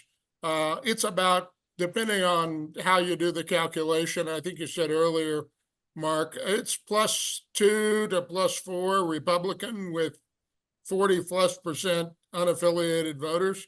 I think what's interesting about the primary there between Commissioner Vanderwerf and Adriana Cuvo is she didn't come near him, but she got a lot more votes than I would have anticipated. Now, will all of those people who voted for her realize what the race is all about come the general election? I certainly hope so. By the same token, Mark Snyder had a clear sail through this evening. I don't know. What do you think, Joe? Are your folks going to put a lot of money in that race? Just a quick comment. I think Representative Snyder is approaching that stratosphere of being unbeatable. Mayors are hard to beat, especially from small towns. He comes across as practical, thoughtful, non-inflammatory, and he runs on basic issues. Doesn't make any mistakes. Makes his opponent makes mistakes. I don't see how he loses. It could be within 5 points, and he's just a machine. Well, I'll tell you, the thing that's striking to me about that seat is, everybody in Denver thinks there needs to be more Republicans in the state legislature, including most of the Democrats, by the way. It's hard to manage such large majorities, right? But I think in this race, this is one of those circumstances where I don't see a lot of money in Denver coming to Vanderwerf. I just don't. Everybody I'm talking to and hearing from says, Snyder's part of the majority. He's a good guy. I think he's the kind of guy that will listen to us. The safe money's on him. Well, come on over here, Sarah, and tell us what you think. At least stick your face in the camera. I only came down to tell him his face was red and he looked like the devil. So, well, some think I am. Yeah, some things don't change. We need 3 more people so we can play Hollywood Squares. Come on, let's hear your analysis, Sarah. Get in this shot. well, what we know is it's very scary from my perspective in life that if Bill Wysong wins, it's not good for our community. And I think that he needs, I mean, I'm very concerned about that. Corey Applegate, Gordon Klingenschmidt, been there, done that. Very scary as well. Those seats are not, I think the third commissioner district now is 0, maybe +1 Republican. So if Deetra Duncan runs a really good race against Bill or against Corey Applegate, she would definitely win. And I think there's a huge possibility of, I don't know the Democrat in the third. When you have 4 candidates in a race and they're all really good people, I have really concerns about Bill. But when you have 4 people in the race and you divide it up like that, you don't get the best person all the time. And so that's just my point of view. And I think this is not over. And it's going to change the look of the Board of County Commissioners, in my opinion. Well, there you have it. Go ahead, Bob. Well, we got dead air here. Yeah, No, go ahead, sorry, Bob. but Yeah, I'm you're gonna just, say something. I'm Well, no, checking to see if I, there's anything, any other results coming in, and I haven't seen anything new. you know, there was an interesting race, and I haven't looked at it, the Board of Education race in the second but- congressional district. Before we get into that, I would actually like to have Vince's opinion on some of this anti-growth stuff that Sure. we're seeing in the community. I'm sure this is something you track quite a bit, Vince, you know, being in the newspaper business here and, you know, being completely invested in this community and, you know, paying a lot of attention as to what happens. But I actually think growth and the way we grow impacted that mayoral race here in Colorado Springs. So I'd be interested as to what your take is on all of that.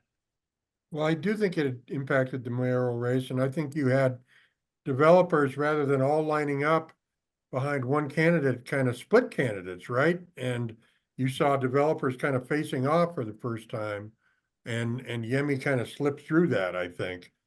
I don't want to overstate that, but I think Yemi was very careful not to pledge himself to any sort of set group of developers. And then you've got, you know, the sort of Norwood against Amara kind of dynamic going on with that annexation. And I'm not sure where that annexation goes because not all, you know, not everybody's in alignment. Not all the stars are aligned for that continued annexation and continued growth of the city. We did a series recently, Mark, and housing prices, affordable housing. Those are the things that are on the biggest, you know, the biggest concern, the biggest worry about people in this town.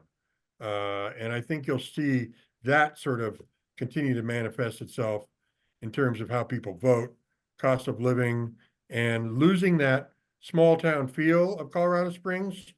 Although with the caveat that the city council this week didn't decide on any height restrictions for buildings. Yeah. And that was interesting to me. Now that may come back, but they're not going to put it on the ballot and they're not going to vote on it themselves. So we may have a 35-story building in downtown Colorado Springs soon, which could certainly change the complexion of that kind of very human scaled village-like downtown, right? Well, and I think that's a great point, Vince. I think that the issue was that was a very decisive, not divisive, decisive vote by city council.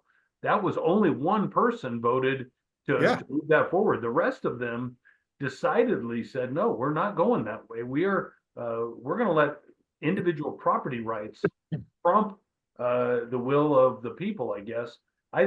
Personally, I think that was the right decision. Can I jump in? Absolutely. I want to go back to the mayoral race.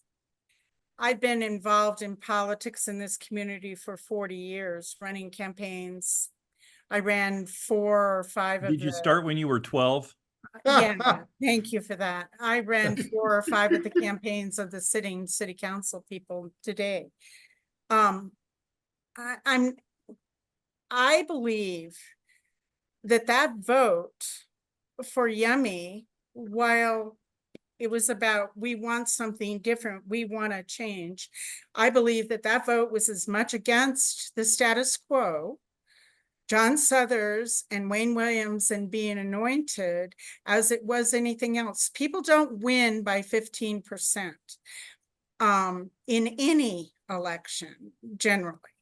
And 15% by an unaffiliated, unknown politician was overwhelming. And I just have to put in here, I believe that vote was as much against the status quo as it was for Yummy. So I just needed to say that. And I think the demographics are changing in our community, and we're going to see a lot of changes. I think Mark Snyder is going to win in 18. I know that's going to tick off a whole bunch of my Republican friends. But, Mark Snyder had the courage to buck his caucus and do the right thing for the business community. And whether it's Amara or Norwood or this battle or that battle, to Vince's point, we don't have enough housing. And what is it like? Even if we were building, how much housing? I went to the forum the other night and Jill Gabler was talking about it. It doesn't, we're gonna play hell trying to catch up with what we need. And until we do something about construction defects and the litigious litigation around affordable housing, we are never going to meet the challenge. So I'm going to turn it back to Bob because I'm really getting off on my. Well, but Sarah, thank you for joining us. Send the soapbox over here. Okay. Well, Sarah, to No, your point, that was awesome. we Now we know the brains behind the crown there, don't we, man? Yeah, Vince, it's never Vince, been I'm a just getting secret. by on my looks, man. we tee up their ability, the legislature's ability to solve that problem with construction defects, and they hands down turn it away. Hands down. Everybody and their mother that knew anything about it was up there talking about it in the legislature, and they don't even want to hear it. It is not. They would much rather litigate that stuff than find a way to solve it. Well, that's true, Bill. And I guess I would say this about my friend Rep. Mark Snyder. I think he's a very, very strong candidate. He's bucked his party some, but not nearly enough.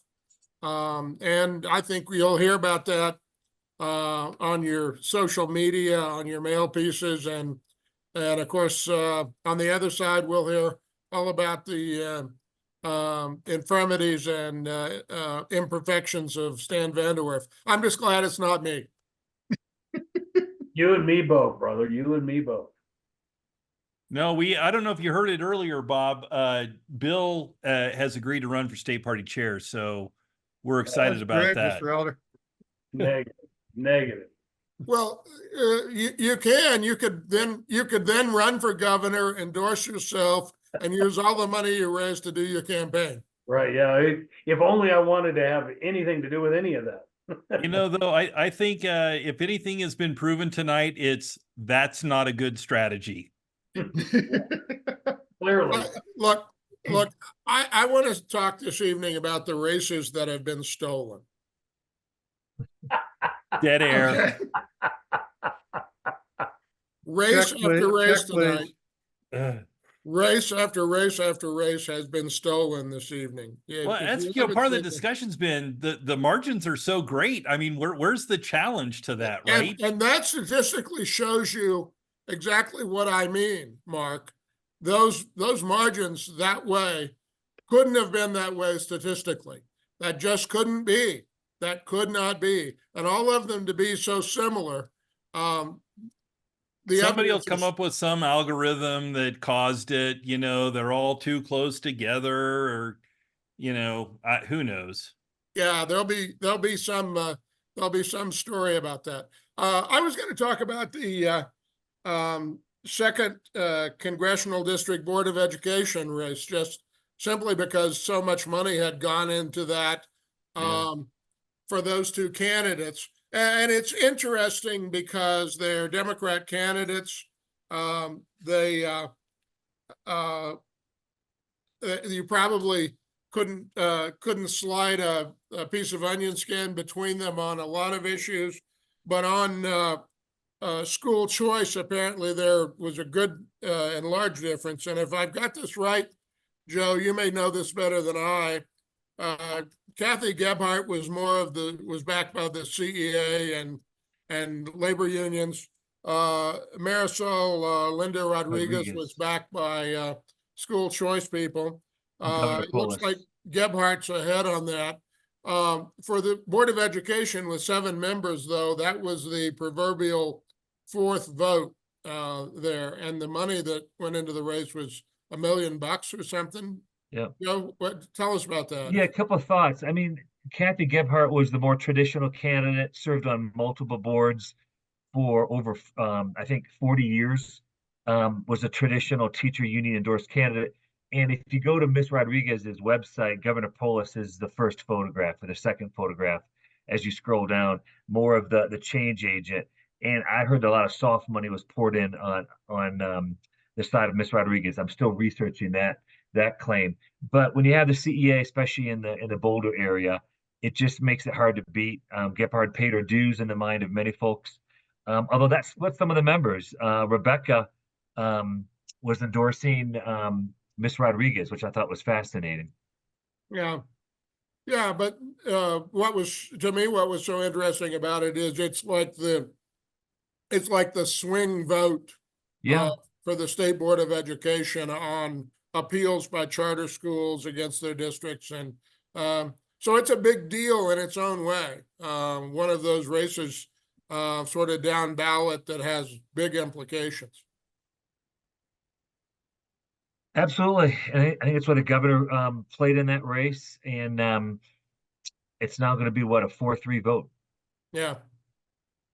or a 1 vote difference, I should say. Joe, what were your other thoughts on Ron Hanks? Yeah, I'll mention Ron. I actually want to go back to Mr. Elder's comment earlier about the trial lawyers and construction defects. It's nice to be able to speak freely now that I'm not an elected official and no longer serving in the state house with Mr. Gardner and Mr. Waller. You know, when you have so much resources poured into the soft side, the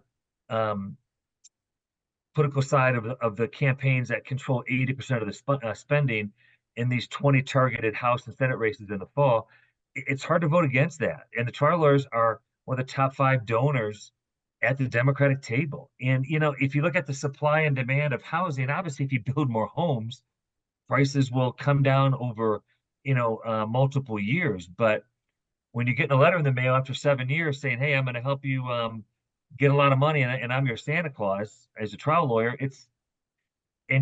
there's a lot of money involved. It's really hard to fight against that. Alec Garnett, who used to be Speaker of the House, works for Governor Polis now. He said it's the most thorniest issue he's dealt with, in part because of the politics. And the policy issues are thorny as well. But the politics are really strong, Bill.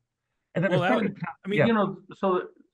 the question is, why don't we find a way to get back to doing the right thing for the constituents that actually, are walking in and flipping the switch or, circling the box or whatever it is on election day, as opposed to, it's whoever the big money is from. That's the problem.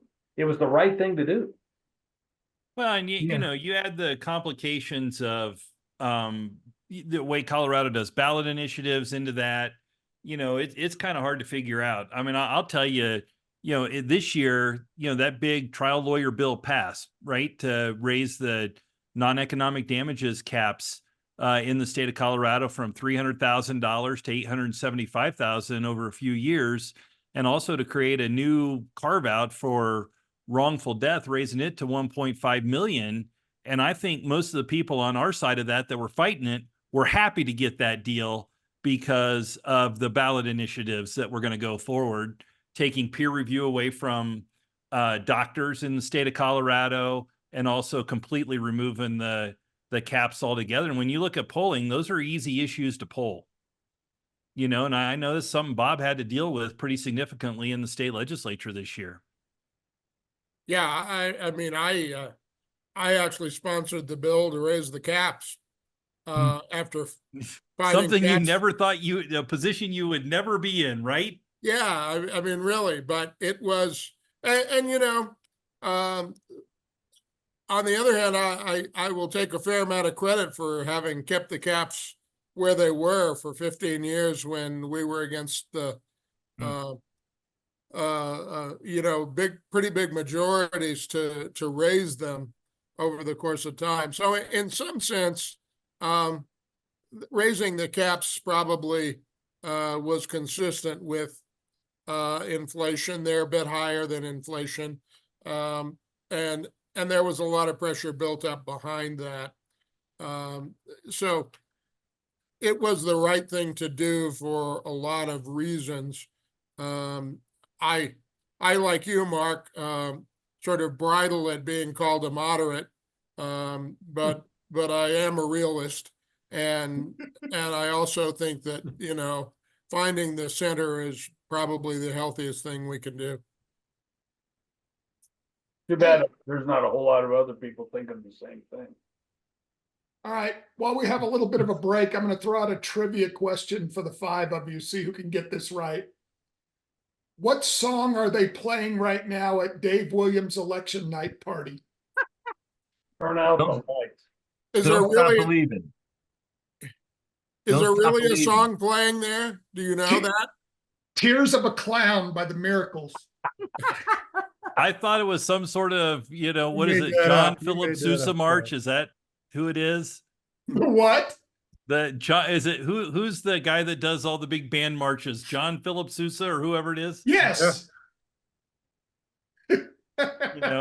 Or and Joe, feel free to steal this one. Yeah. Every Republican event since 1991. Lee Greenwood's I'm proud to be an American. Yeah. It's a classic. I think there's a version of that. I'm proud to be a MAGA, but I have some suggestions, but they go into areas where you shouldn't mention those songs for their political. There's certain countries that it's illegal to play them in post World War II, so I won't mention any of those songs. Joy just sent Hey! me a text that said, "Na na na na na." We have goodbye.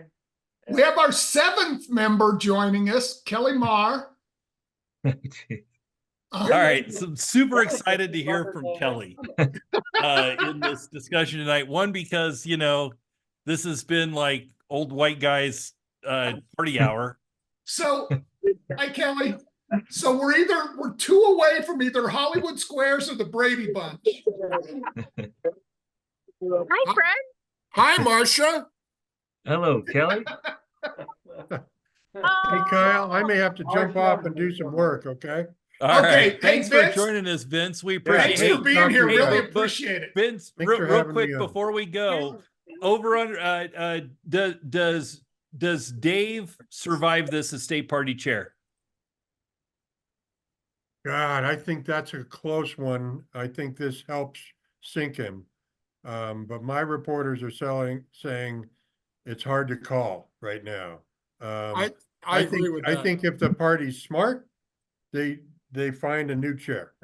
They put Bill Elder in there. I'm sorry, what was the precondition on that, Vince? If the Yeah, the party's party smart. being smart. Okay. Yeah. There's not enough crack left in this planet. Thanks, guys. Spoken like a Great true talking. law Thanks, Vince. enforcement officer. Thanks, Take care. Vince.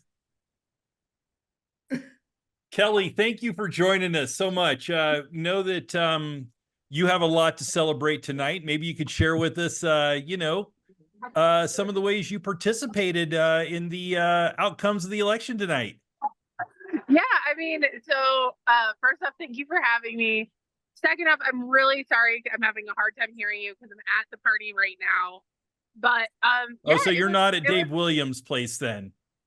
I wasn't invited. Weird. Okay. It's like I thought we were friends. I guess not. But so I did a PAC, which is the Political Action Committee, and then also an accompanying C4, which is a political nonprofit, non-charitable education organization called Restoring Standards, and it was really aimed at holding Dave Williams accountable for some of the behaviors that I think are really problematic and in bad faith. And that included mail and some radio and some turnout. And so those are like specific actions, but then also coordinating with other outside soft money organization. AKA, And it worked. AKA everything he's done. I mean, it was like ultimately I really took issue with the fact that Dave Williams decided to cannibalize the Republican Party. And I thought that that was really problematic. I think that's a bad precedent. I think that people are not allowed to become a congressman that way.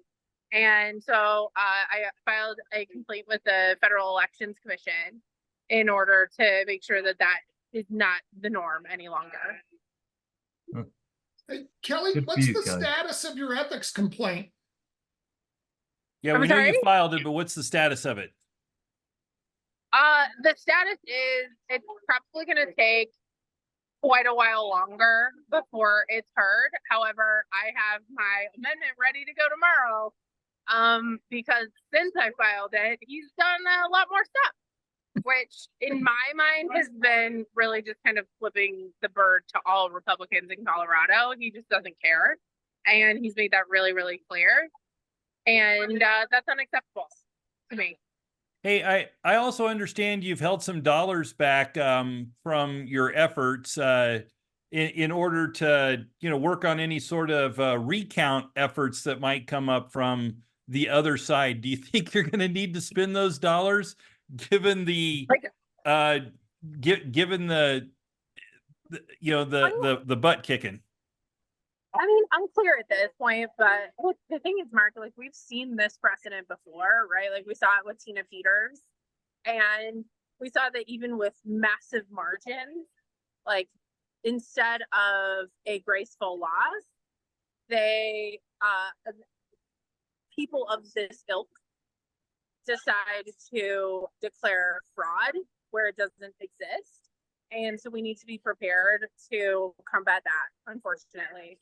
Because it's like, if you can't win on merit, then like declare somebody cheated. And I think that's gross. I think it's wrong and it's unacceptable. So I have a question for everybody. There's all this, can David Williams survive? Will he be recalled or not? Who thinks that it matters and is the least bit relevant at this point? Yeah, I mean, I struggle with that question, and I struggle to understand that a little bit. Here's what I think about that. He's not gonna get recalled, right? I just don't see that happening. Maybe it happens, maybe it doesn't. But who replaces him, I think, becomes the question. And if we just get more of the same, that's not gonna help us at all. So you got to have somebody in the place that can actually fundraise and have an impact on the outcome of elections. And of course, we're too close to him in this cycle to have any impact that way. And quite frankly, I'm guessing all the money's been blown on his race in CD5 as opposed to holding dollars back to have Stan Vanderwerf beat Mark Snyder. I think that's such a good point, Mark. Oh, sorry. Am I interrupting on somebody? I'm having trouble hearing. Yeah, I think that, oh, sorry, Bob. No, that's okay. Whenever campaign finance reform, all in quotes, happened, limiting what parties could do, how much money they could contribute, it sort of set up one of the things that's led us to where we are today. Joe, you probably will say, well, the Democrats haven't gone there, but they have in some places. And you really have a situation where C4s, IECs are really the powerhouses in this business, and it's not parties any longer, which is why we don't have the strength in parties that we had 30 or 40 years ago. Yeah, Bob, you're absolutely right. Oh, sorry. No, please. After you. Go ahead, Kelly. I'm so sorry. No, go ahead, Kelly. Oh, I was just gonna say, Bob, I totally agree with you. And ultimately, I think that's why it's really important that we have somebody as state party chair who understands what is the proper role of a party in the state with the necessary campaign finance rules that we have, right? Which is the statutory nomination of candidates in a thoughtful way. It's courting the donors and making sure that they understand that there is a vibrant outside landscape for them to engage in. And additionally, to be a gravitational force for our party. And I think we've done a really, really bad job of that, right? Like Dave Williams turns off exponentially more people than he has brought to the party. And I think that he fundamentally misunderstands or just frankly doesn't care what is or is not the proper role of the party. And that's going to have long-term ramifications for our ability to ever prevail again. You know, and Don't you I think guess that the that's a flip. lot? Don't you think Go that a ahead, lot Bill. will rest? Don't you think that a lot will rest on his first move now that it's clear that he's lost? Don't you think that if there's any hope whatsoever of him maintaining control of the party and doing the right thing, a lot rests on what he says right now? How does he respond to A, the loss, and B, the overwhelming loss of where they've spent their money, and now trying to focus the state GOP to beating Democrats. Sorry, Joe, beating Democrats and winning some of these races. Well, I reached out to the state party earlier today to say, listen, if there's some pretty significant losses, are you guys, and not you state party insiders, but you, the people that make up the state party, are you going to do what you did in the last election, which is leave the bubble blank? Or are you going to actually endorse the candidates that move forward tonight and actively work to get them elected? So for example, I mean, obviously Jeff Crank's going to win, right? We don't have to really worry about that race, but hey, Adam Frisch, to Joe's point earlier, has got 15 million bucks in the bank. Is the state party actually going to endorse Adam Frisch, or I'm sorry, endorse Jeff Hurd against Adam Frisch to make sure that help him get across that finish line, and Gabe Evans in CD8 as well? I mean, one of my fears for Hurd now is, the vice chair of the state party, Hope Scheppelman, actually put an Adam Frisch campaign ad out, proliferated one of Adam Frisch's campaign ads against Jeff Hurd. So if I'm Adam Frisch, Joe, you tell me what the Democrats are going to do here. But if I'm Adam Frisch, I'm saying even Hope Scheppelman thinks I'm a better choice than even Hope Scheppelman, the vice party chair for the Republicans, think I'm a better choice than Jeff Hurd, right? I mean, does that make sense? Yeah, Mark, it does. I think you're. Kelly, after you, please. Go, Kelly. Oh, I was just gonna say, Mark, I think you're exactly right, and that's why I think I see this differently than almost anybody else on the call, which is like, I don't think that there is a path for Dave Williams, period. Like, I think that between the complaint that I will be amending tomorrow, and like, quite frankly, I have several lawyers who have looked at this who think that we're like basically at criminal level use of the state party funds. Like, I think that the current state of the state party is so corrupt that it is untenable moving forward. And state party candidates from the last thing that I looked at, save Lauren Boebert, all lost, every single one of them.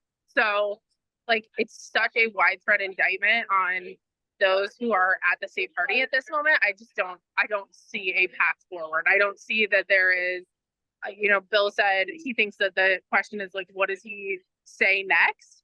I don't think there's anything to say. I think he said plenty with his actions, and it's borderline, if not entirely, criminal. Desperate people do desperate things, though.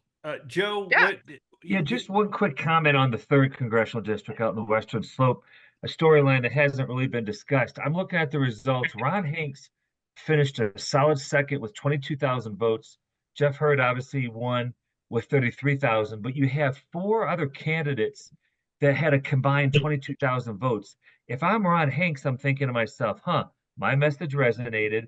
I'm going to work in future elections to make sure I clear the field of the Stephen Varellas and become the only quote conservative. And to me, of all the candidates, this is a partisan comment I'm about to say, Ron Hanks is the scariest to me because he actually believes his press and says things like January 6th was a family affair. I mean, that guy is scary to me. And I actually think he's got to feel emboldened tonight within his own camp. Hey, Yeah, I think anybody that's, watching the Well, state you rep, Laura Thomas, state rep District 43, Laura Thomas losing to Matt Burcham? that surprises me tremendously.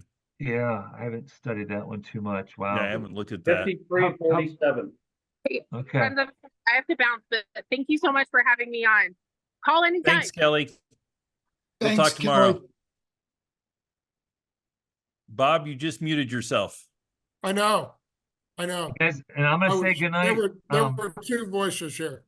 Ah, Real quick, I'm gonna say goodnight, Mark. Thanks for having me on. Everyone, it's a pleasure to work with Mark Waller. We're trying to bring some bipartisanship to DC and Denver, and thanks for having me. hey, real quick Look, before you go, we're Joe. from El Paso County. We don't even believe in bicycles here. That's hey, No kidding, especially e-bikes. that's a whole nother E-bikes. Get it discussion. started. Hey, Joe, from the Democrats' perspective, does Dave Williams survive this? No, I think he's gone by the end of the year. Yeah. That's a long time, Joe. I'm just saying it takes time for party processes to remove somebody. You have to go by the bylaws. I just think the writing's on the wall. I've been scrolling through social media posts. There's just disgust the way that Kelly mentioned a few moments ago. I was kind of hoping you were going to say by the end of the month. You know, that was like, I think you're an optimist, Joe. I think the guy, whether he survives as party chair or not, he and Ron Hanks, hey, Tina Peters is going to trial in July. We'll have all of that to keep us entertained and have conspiracy theories about those folks. Those folks live on that stuff. They may sort of fade into the woodwork for a while, maybe for a long, long time. But a guy like that, he doesn't like wake up tomorrow morning and go, maybe I got it all wrong. He doesn't. No, but he'll start to be ignored, I think, by a majority of his peers. Yeah. And you know, I hope you're right. That's the most damning thing is when you ignore somebody because they're not relevant anymore. You know, I mean, here's what I've been saying for a year about this guy now. Desperate people do desperate things. The guy's got to figure out how to make a living, right? And it's how do you do that when you're a two-time loser for Congress?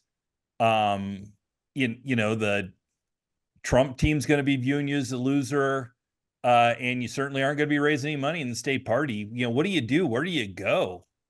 I think he becomes undersecretary of something in the Trump administration, but Yeah, I don't see it. I just Well, I don't see it. I don't see it either, actually. But I think he might be the assistant to the assistant of the undersecretary, but after this, I don't think he's more than 5 levels down from the top. Yeah, Well- I think it's got to be a place where Trump doesn't notice him. I don't think there's a place like that. I guess that's standing next to Trump's wife. Folks, we got to Um, run. Thanks for having me. Ooh, Thanks, Good night. Joe. ooh. Hey, Bye-bye. Bruce, Hey, what about Chance Hill? What about Chance Hill for state party chair? well, he lives in Alabama, but Well, you know, he'd be great from there. We have some conversations. Maybe Chance moves back here somehow, and I noticed that he's watching. It's the only reason I said that. Oh, Chance Hill, you want to come back and run for state party chair? Just leave your thoughts in the comments section, and if you don't say anything, we'll assume that you're going to do it, and we'll proliferate it here. I think it's a good job for you, Mark. No, you know, as much as I would love that, and I would love the honor of being able to do that. No. Oh, it doesn't matter what you want. Well, I don't know. You're a retiring senator. I think that's a great emeritus position for, I mean, you've got practice, right? You were Yeah, the but county I'm a party rhino. chair. I'm a rhino, so. Well, I don't believe the election was stolen. Like I said before you got on, I've been called a rhino so much, I think I'm starting to grow a horn. mm. I Hey, mean, guys. Kyle's the one at at Mar-a-Lago. Yep, and when we're done here, I'm gonna be up all night helping with some more on debate prep, so. So, I have so Kyle, is that a mosque that you're in? no, it's Mar-a-Lago. Is it really? No. Well, what is it? What is that background? It was the most ostentatious stock photo I could find. I think it's like, Kyle wanted, since we can't have our chairs be higher than guests, Kyle figured this is the way I can dominate the conversation. Yes. Actually, I'm it's coming kind of from a gold blinding me. palace. I can't even look at myself. It's kind of blinding me on the screen. So, oh, hey, I wow. want to ask you guys a question about voter turnout. So, in looking at, it looks like the 22.62% turnout that we have right now is 85% of the votes counted, which means we're going to finish this primary with 26% voter turnout. And 4 years ago, we had 40% voter turnout. So way lower. And 4 years ago, there was a state Senate race. But I mean, it not much different. I mean, a US Senate race, but not much different otherwise. Why in the world, especially with a now competitive CD5 race, why would our voter turnout be so much lower? Bill, you want to take it first? I just think it's apathy. I think people are fed up with the slugfest that it was. Number one. Number two, I think that I mean, yeah, we want change. I think we want to see something better than what we've had the last 4 years. But what we've got right now is, you know, excuse me, but we've got a couple of geriatrics that are trying to battle it out in a cage fight with both arms tied out behind their back. It's pathetic.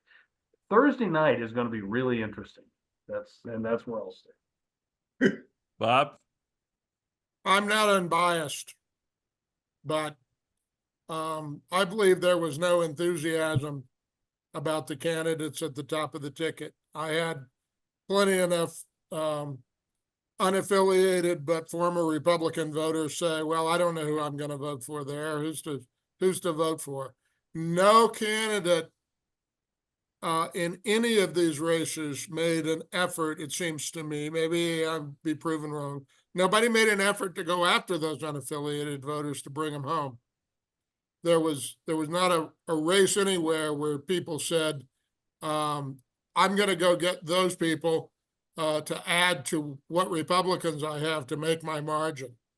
And maybe because we didn't have a U.S. Senate race and some things like that, it tended to depress it. But I think Bill's right. I think there's apathy, but I think that people are just, it's like, I quit the party already. Yeah. Do you think there's some fear, Bob? There's some fear of people saying I'm going after the unaffiliateds to fear or to look like they are more of the quote uniparty person, and therefore they don't want to run the risk of having the America First candidate giving them fuel to go after. Well, I think there's a healthy dose of that, but I think there was a way to do that. I don't think you had to make I don't think you had to put out a press release and say, I'm going after unaffiliated voters. I think you just had to talk to them. I think you had to go after them. I mean, I think this is a race about, all of these races have been about the very narrowest of of Republican groups. Um, and, and maybe in those Democrat House races in Denver, it might have been the same thing. I don't know. We'll have to look at that. You know, the Epps and Hernandez races where they were duking it out. I don't know. Maybe they did get unaffiliated voters in those races to win their majorities. But yeah, I mean, I think people are timid about saying I'm going to go get unaffiliated voters. I don't think you have to tell anybody outside your strategy group you're doing it. I think you just have to target them. Well, I think they're going to have to now.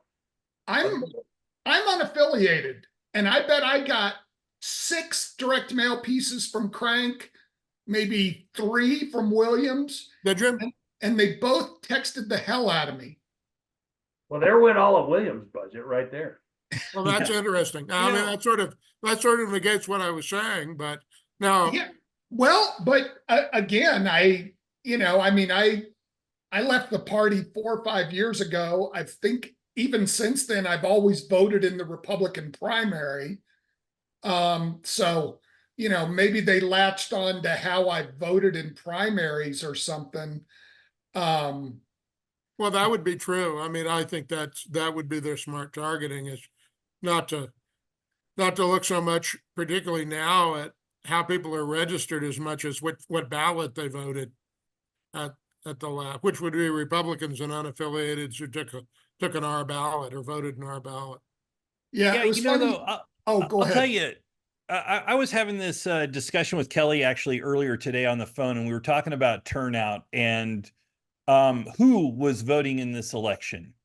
And that was kind of making her a little bit nervous. She said, well, our polling says that we're in pretty good shape, but we're seeing a bunch of 3 of 4s and 4 of 4s voting, and for the listeners, that means people have voted in either 3 out of the last 4 elections or 4 out of the last 4 elections. And that tends to support the, people that are solidly anchored in the base.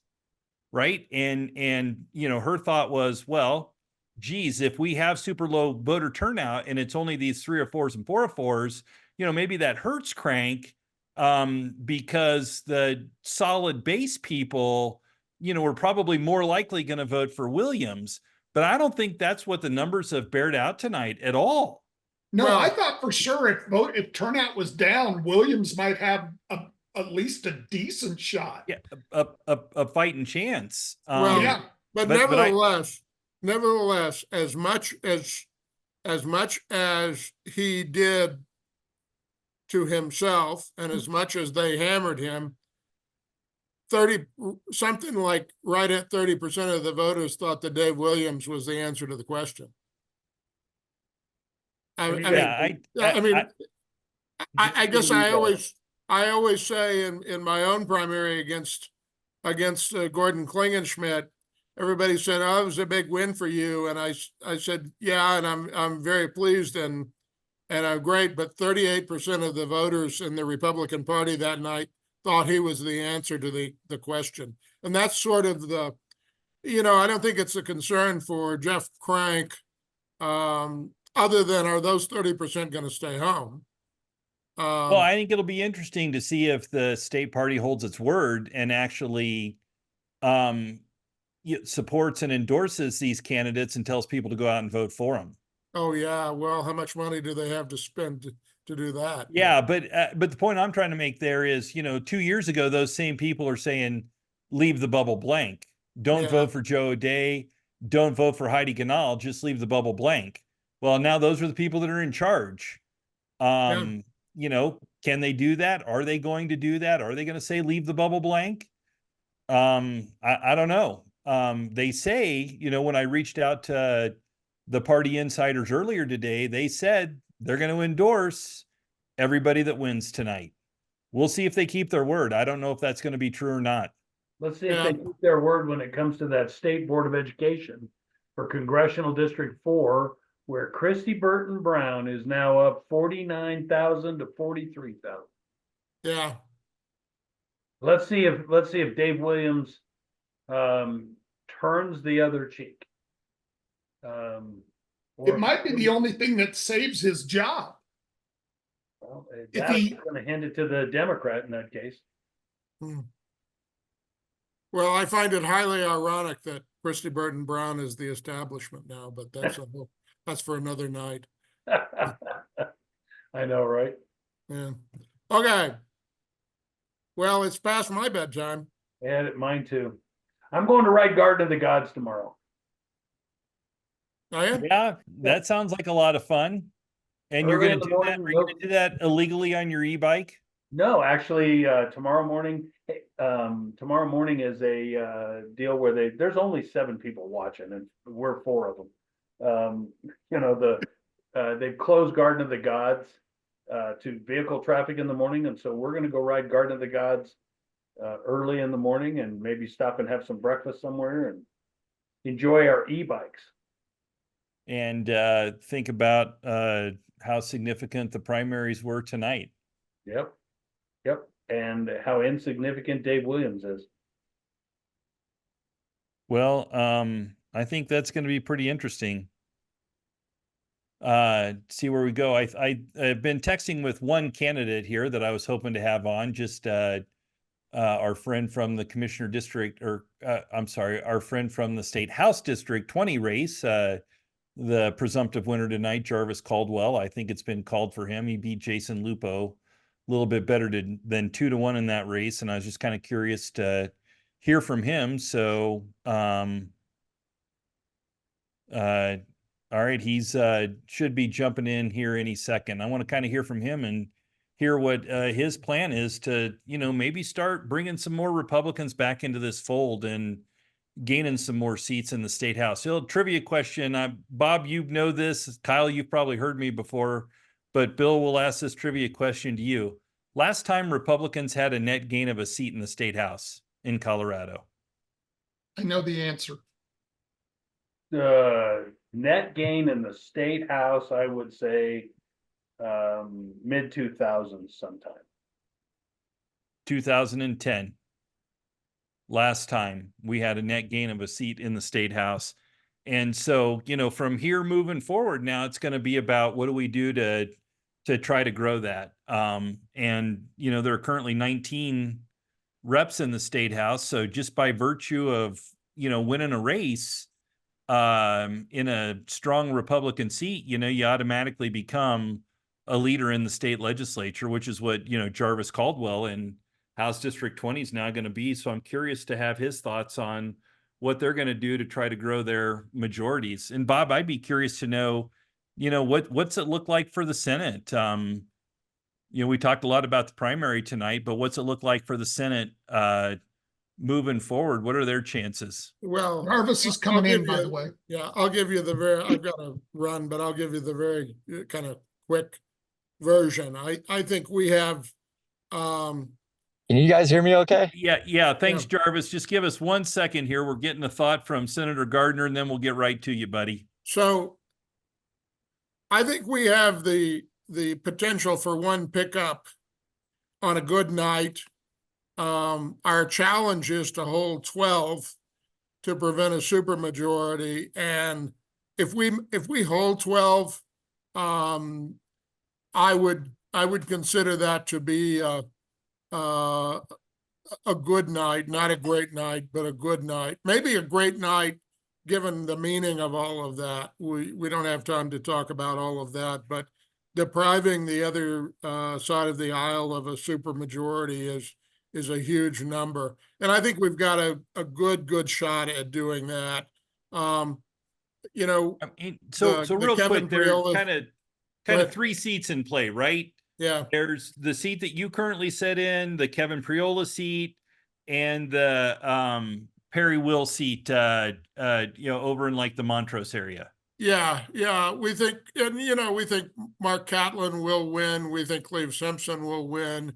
So it's about the Will seat. It's about the Priola seat, which we think we can take. It's about holding my seat. And we've got sort of, depending on how you look at it, 4 to 5 in play. If we have If we have a bad night one place, but a good night the other, we can hold 12, but, it's gonna be touch and go. It's a tough battle. So, I have an early morning meeting and I know you guys are gonna talk about politics all night. Jarvis, congratulations and, good luck to you. All right. Hey, real Thank you, quick, sir. Bob, does Dave Williams survive? Survive what? As party chair? Yeah, or have a place in the party moving forward. Yeah, he'll be something with somebody and a group of people, and they will be complaining about stolen elections and a divisive force as he's always been and continue to be, waiting and waiting and waiting to make a comeback. Guy like that doesn't go away. All right. Thanks for your time tonight. We appreciate it. We'll see you Thanks for later. having me on. We'll talk to you soon. Good night, guys. See you, Bob. See ya. Jarvis, congratulations, man. Boy, 2-1 in this race, huh? It's amazing. Yeah, I was very happy with the turnout, and I really appreciate you guys inviting me. You're breaking up on us, my friend. I'm sorry. Yeah, Hall. I'm being chauffeured around right now. Well, find a place where you can stop, me- where you have good yeah, let me coverage, pull and up- then talk to us. So tell me, right. what's going through your mind right now? Just very happy with the results of it. I mean, I felt good going into it because I know that that myself and my kids and the volunteers, we put in the hard work over many months, and so we felt very good going into it. And I think we were actually kind of surprised by how much we actually won by. And so I think it's a testament to the way we ran our campaign and the message that we did, which is, look, we will stand on conservative values and we will fight the bad bills, but we also want to do good things too. We also want to get good things passed that need to get passed to help people and give people relief. And my opponent, I think, took a very different tactic than that, and I think the voters, chose the way they did because of that. Which, by the way, we invited him to come on with any comment that he might have tonight, and we didn't hear back from him, which is, perfectly understandable.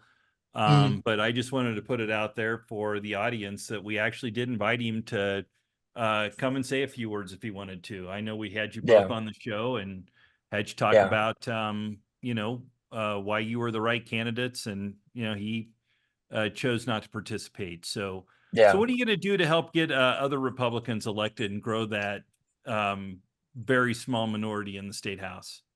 Yeah, well, I mean, so I'll admit I haven't had time yet. We just left the Jeff Crank election party.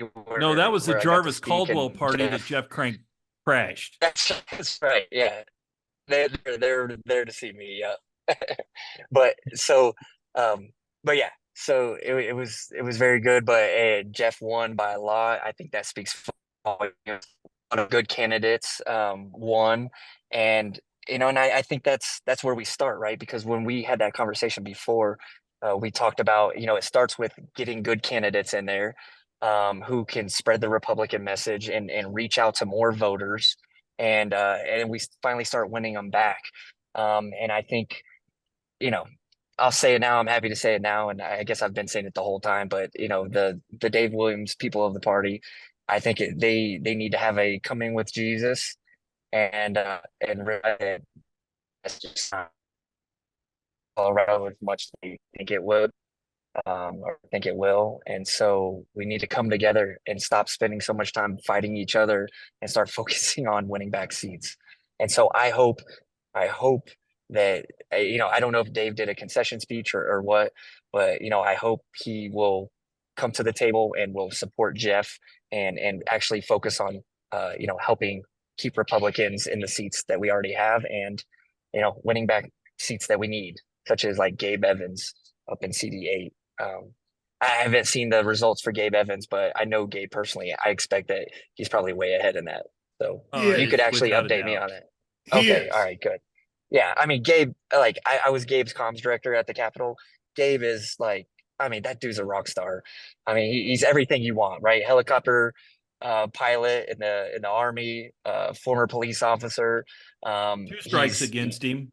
Yeah, right. And Army guy and a he's cop. I mean, Hispanic. come on. That's right. He's a young family man, rancher, Hispanic, I believe in a predominantly Hispanic district.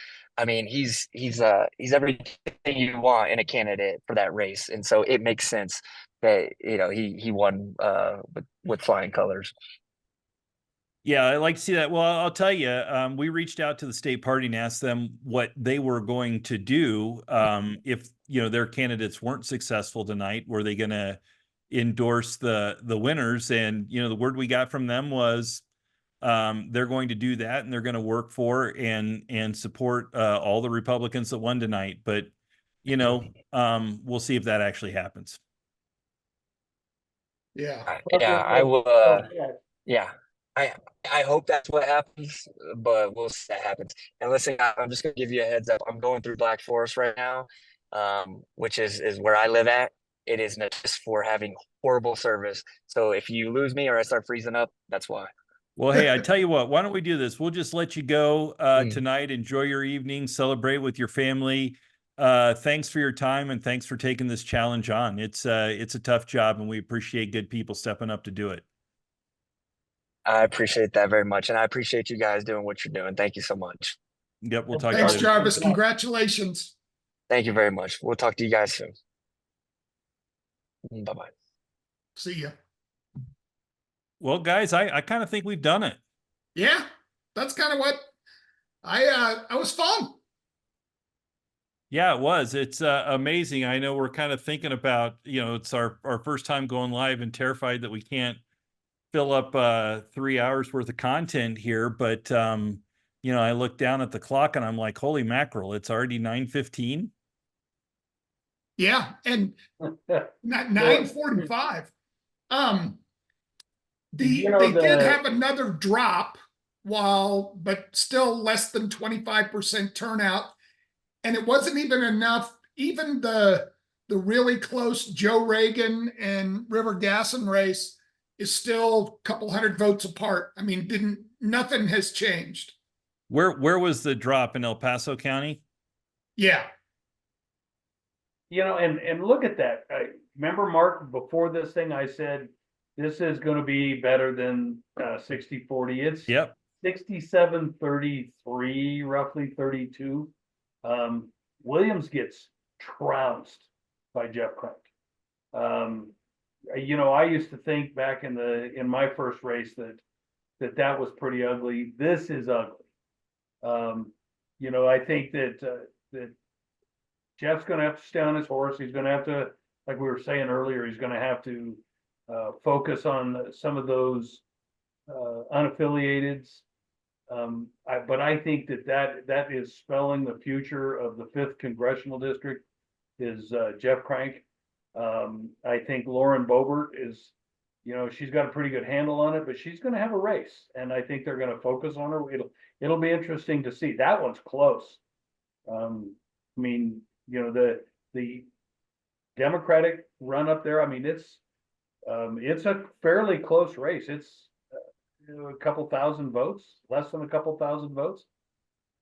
She's not going to walk through there easily. Should be interesting. Yeah. What do you guys think the biggest surprise of the night is?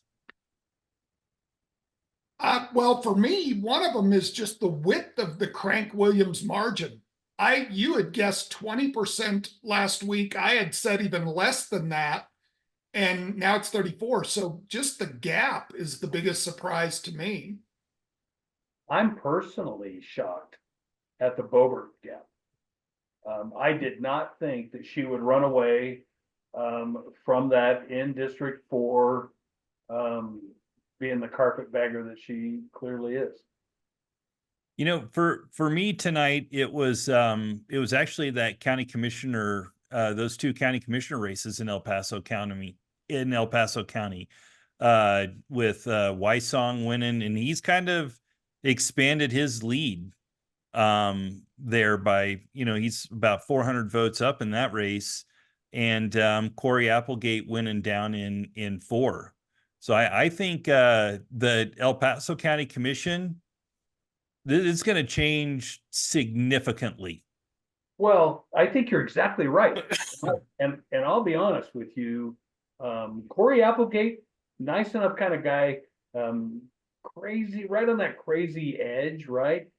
But I think he literally could lose pretty handily to Dietrich Duncan. Yeah, Interesting. for me, that was the, I mean, obviously the margins in some of these races were more significant than I thought they were going to be, but really for me, it's those two races that are kind of the outliers, if you will. Well, hopefully we'll get to dive into those a little bit over the next few months leading up to the general. Yeah, absolutely. It'll be interesting to have those guys on. I think for us moving forward, and I hope Steve Schleicher gets a chance to watch this. I'd love to have him on, be our next guest on our regularly scheduled podcast, because I want to hear about how he counted votes and make sure we put to rest any sort of idea, thought, talk that somehow votes weren't counted correctly and the election was stolen in some way. Yeah, I think that'd be a great idea. Hey guys, thanks so much. This was fun. Bill, thanks for joining us. Thanks, Kyle. It was good to see you. I appreciate you guys including me. Yeah. Joy's kind of thinking I probably should have stayed in the living room and watched a movie with her, but hey, this has been fun. Listen, she could have come and given a little bit of her analysis as well. tried I to. know talking to you, all that I do on the phone, she's never at a shortage for an opinion. So she could have come and shared as well. She is not, and she's been firing text messages at me nonstop. So, oh, come on, give us a couple of the good ones. Give us one or two of the good ones. This ones. only happens once every couple of years. she's sitting in the living room shaking her head. When Sarah was on, I was like, come on in here, get on this thing too. She's not going to do it. Come on, just give us two of the good text messages. Joy says, nope. Let's see. It's time to give someone else some airtime. Wait, who is she talking to? You or somebody else? Okay. To me. Nice. Nice. And she said the song of the night was that na na na na na na na goodbye. Oh, that's a good one. Oh, nice. So those quality are the work, Joy. Golf clap. Very nice. Golf clap, Joy. There you go. See, honey, you made it on the air. All right. Thanks. Hey guys, man. Take care. All right, appreciate it. All right. Talk to you soon. Bye-bye. Talk to you guys later. Bye-bye.